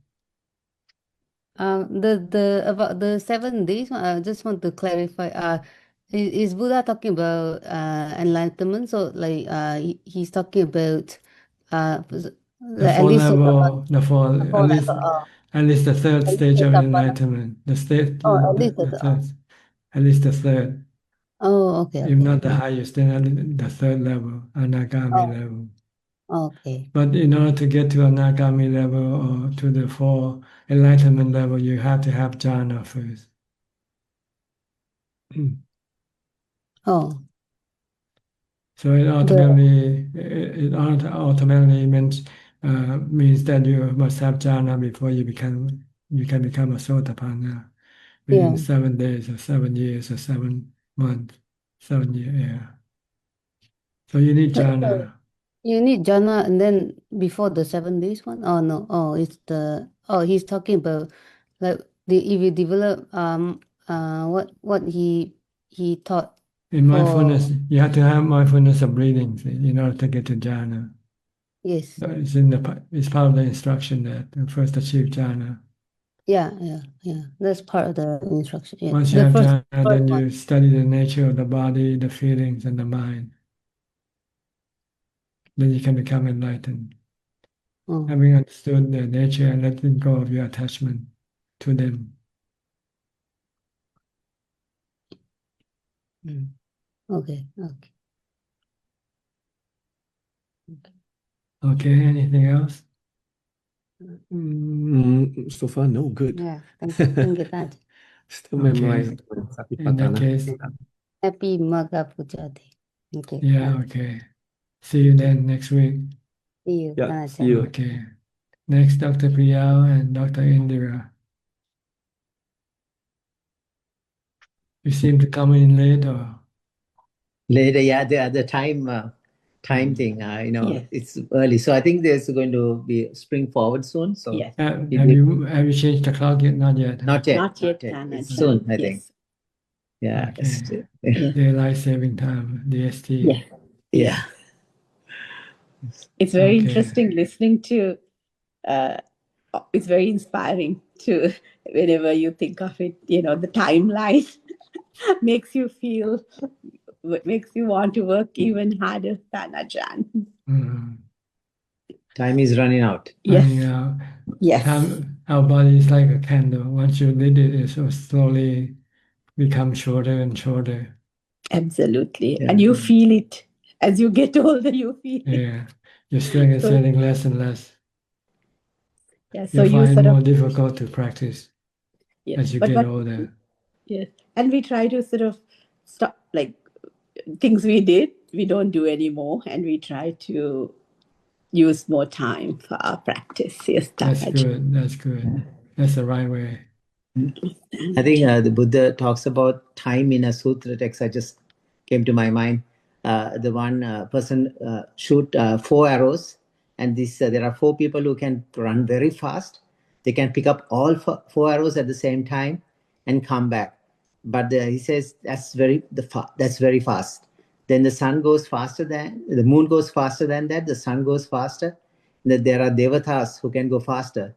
He said time goes even faster than that. Yes, time never stops. Yeah. Yes, that's so true. Yeah, Ajahn. interesting. Yes. Thanachan, you had like somebody asked about, I think Tommy, there's no chitta is not much described in the sutra text. I think chittanupassana is a big one in Satipatthana. And also there are some sutras Buddha talks about like a chitta mano vijnana. They are it's like a monkey, like in a different I quickly read the passage. That which is called the mind, mentality, and consciousness, that is mano chitta vijnana, arises from one thing and ceases as another, by day and by night. Just as a monkey roaming through the forest grabs hold of one branch and lets go and grabs another, and lets go and grab still another. So too, that is called mind, that is mano, and chitta, mentality, and consciousness arises as one thing and ceases as another, day by night. Yes, it's constantly changing. The mind Yeah. constantly changing. Yes. Yes.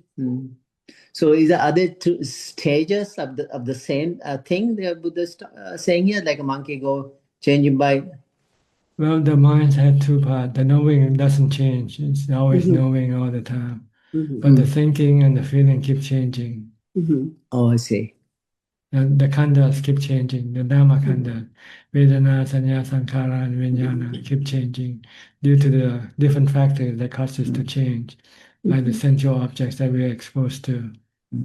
So the consciousness of an arahat is non-agitated. We call the anidasana, that is consciousness without a base, or is called The knowing. the knowing element. Yeah, It's the not knowing. agitated. Yeah. No, but it's just deluded and keeps believing what the sankhara and sanya keep telling it. Yeah. So we have to re-educate the knowing to know the truth, that it has no self. It isn't a self. It's just an element, a knowing element.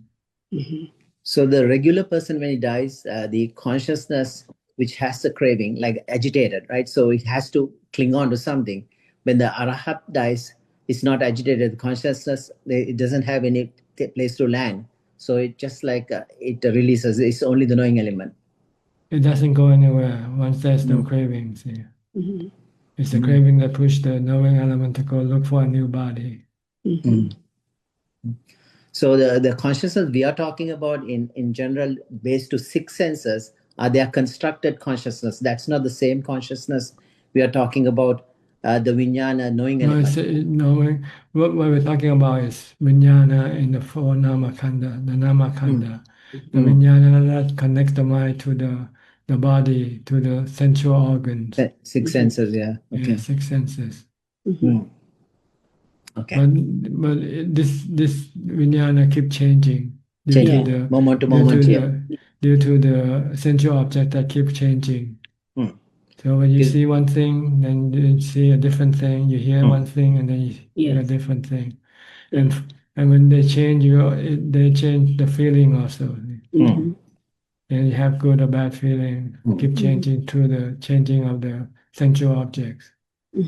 So the contact keep changing very quickly, like each eye contact here, because only one given moment, only one sense organ can receive. So you change from eye to ear to mind, like keeping very fast, and you are processing this information through contact being changing, the feeling to change at the same time. And That's then right. they become labels, right? They are perceptions. So those labels you can bring up like memory as any time you want. I mean, if you have enough memory, I guess, if you remember. If you remember or you've been exposed to it before. If you haven't been exposed to it before, then you don't know what this object is. So you have to wait and see and find out whether it's good or bad.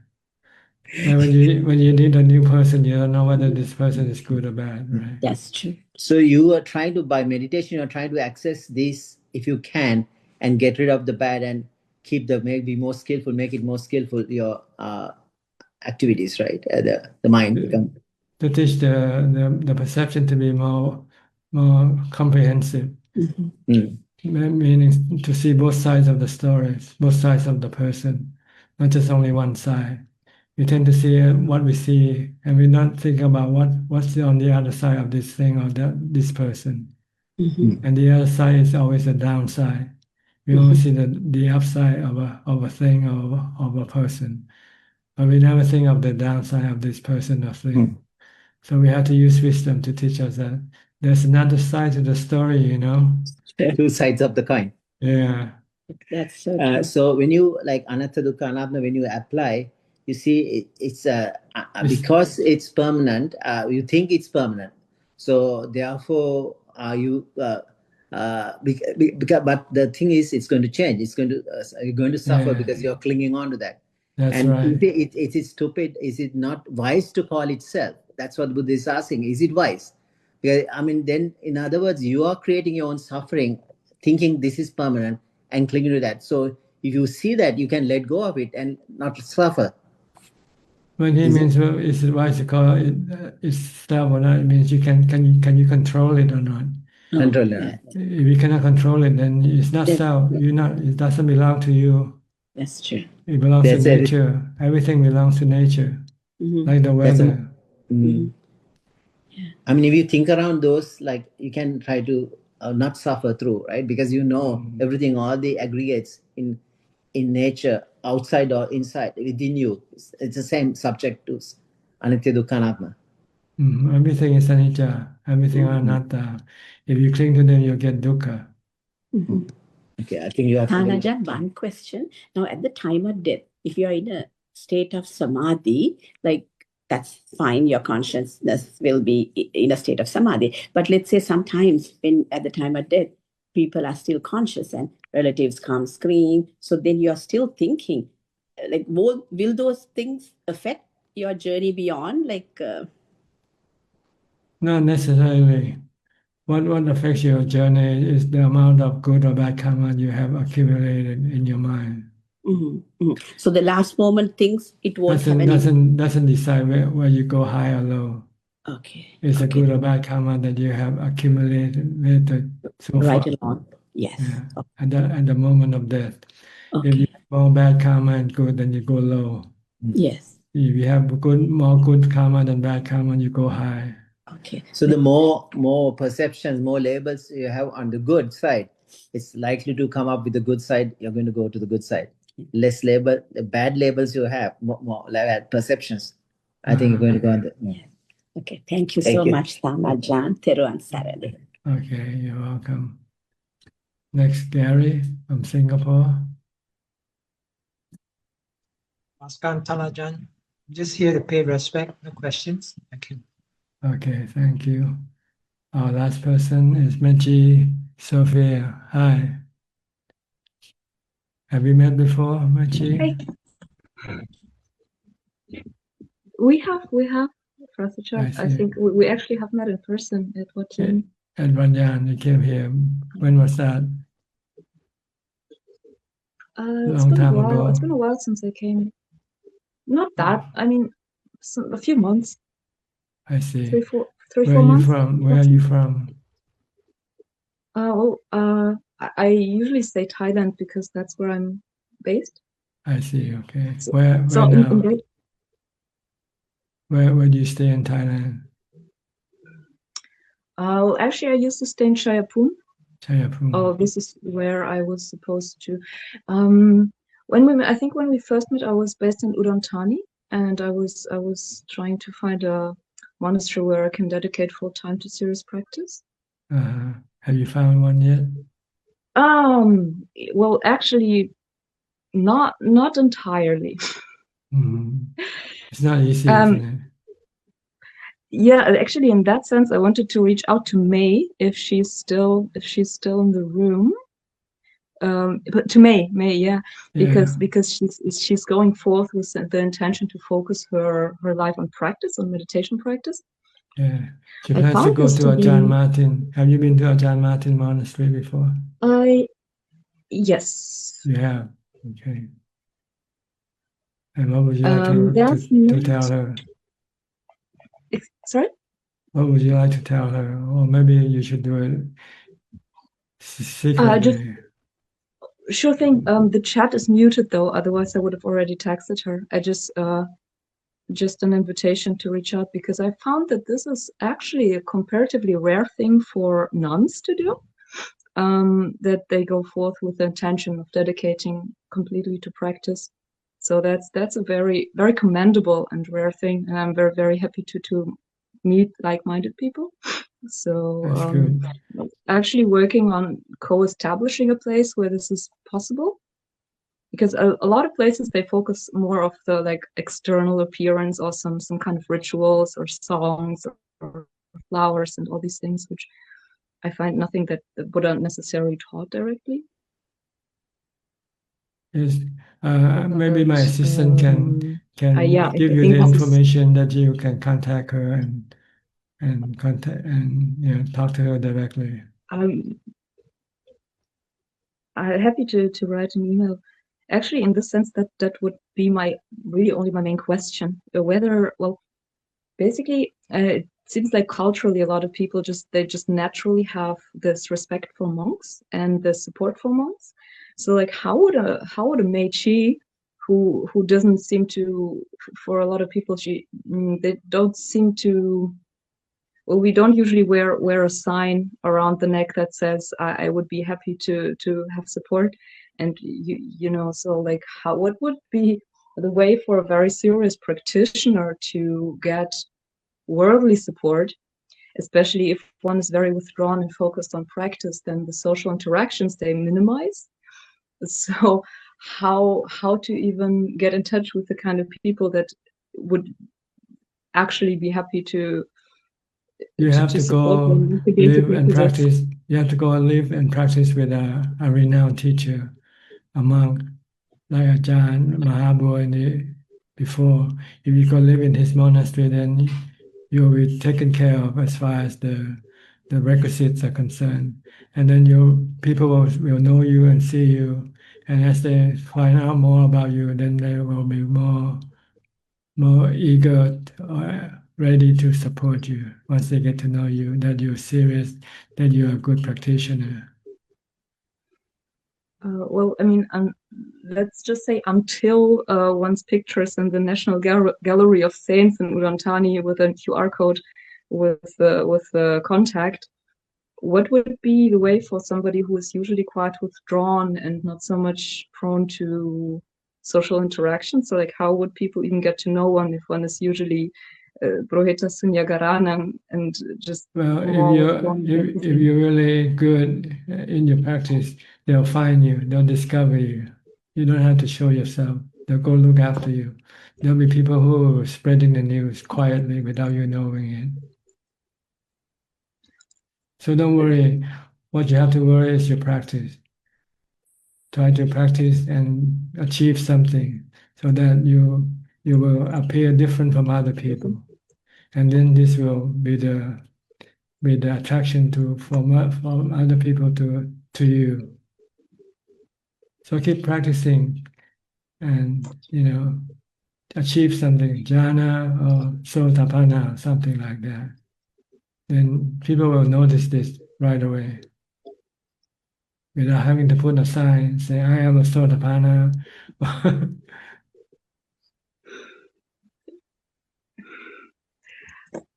So right now you have to be patient and just be happy with be happy with whatever you get from the temple that you live with.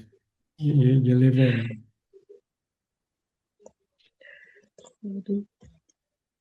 This is one of the training for monks and nuns is to be humble and to accept the treatment, the worst treatment you can get from anybody. That's the best thing. Yeah, it's true. Once you can take this, then it doesn't matter. Patient forbearance is the highest asceticism. That's right. Okay. That sounds like a plan. Carry, on. Okay. Anything else? Just continuing practicing. Okay, good. Just do your practice, and it will lead you to bliss, to happiness, to support. I mean, too many support even eventually you don't need all this support, and you don't feel like you need any support either. If you achieve what you from your practice, then you feel content. Okay.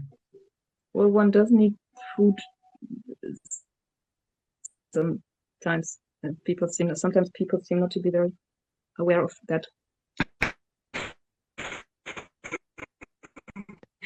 Especially if one refuses. But I'm pretty sure that will happen. That will be. I mean, that's the aspiration, anyways.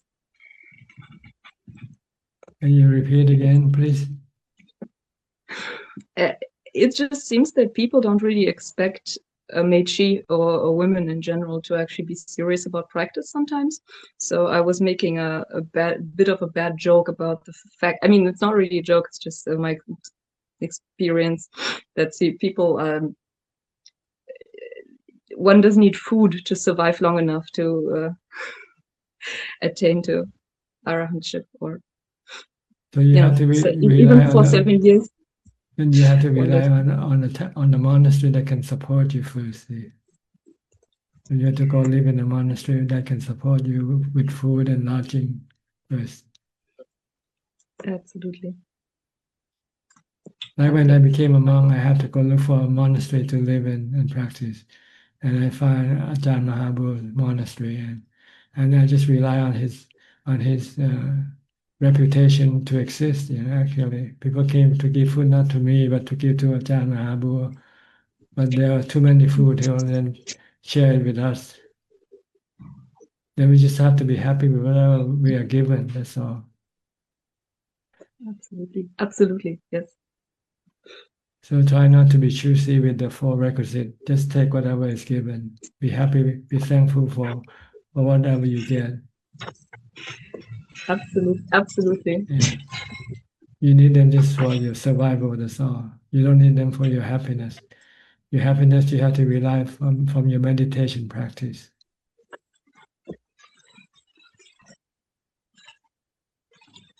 Okay. Sure thing. Anything else? Nope. Okay. Maybe you can join us again if you have any question or any comment. We just ran out of time for today. Oh, I'm happy to join again. I'm happy to join again. You can join us anytime if you can come in the room fast enough, because sometimes we have a lot of room and the administrator has to make sure that there's enough time for everybody. So you might have to, if you come in late, you might have to wait outside until you find that there's enough time for you to enter the room, then he'll let you in. But you can watch on YouTube Live or on Facebook Live. If you don't want to join the conversation, you can still watch the meeting live. I come in every now and then. Okay. All right, we'll go to Juan now for final question from home. What do we กราบ have? หลวงพ่อครับ there's no question tonight. Oh, no question tonight. Well, then that's about it for tonight then, okay? Thank you for your participation. I hope this meeting is useful and can help you advance in your practice. In the meantime, please stay safe, be mindful all the time, and keep on practicing. And if all goes well, I'll see you all at the same time next week. Thank you and goodbye. กราบหลวงพ่อครับ Thank you, Tanajan. Sadhu, sadhu, sadhu. Tanajan. Thank you, Amy. Thank you. Good night, everyone. Thank you, Amy. Thank See you next week. you. Thank you. Bye bye.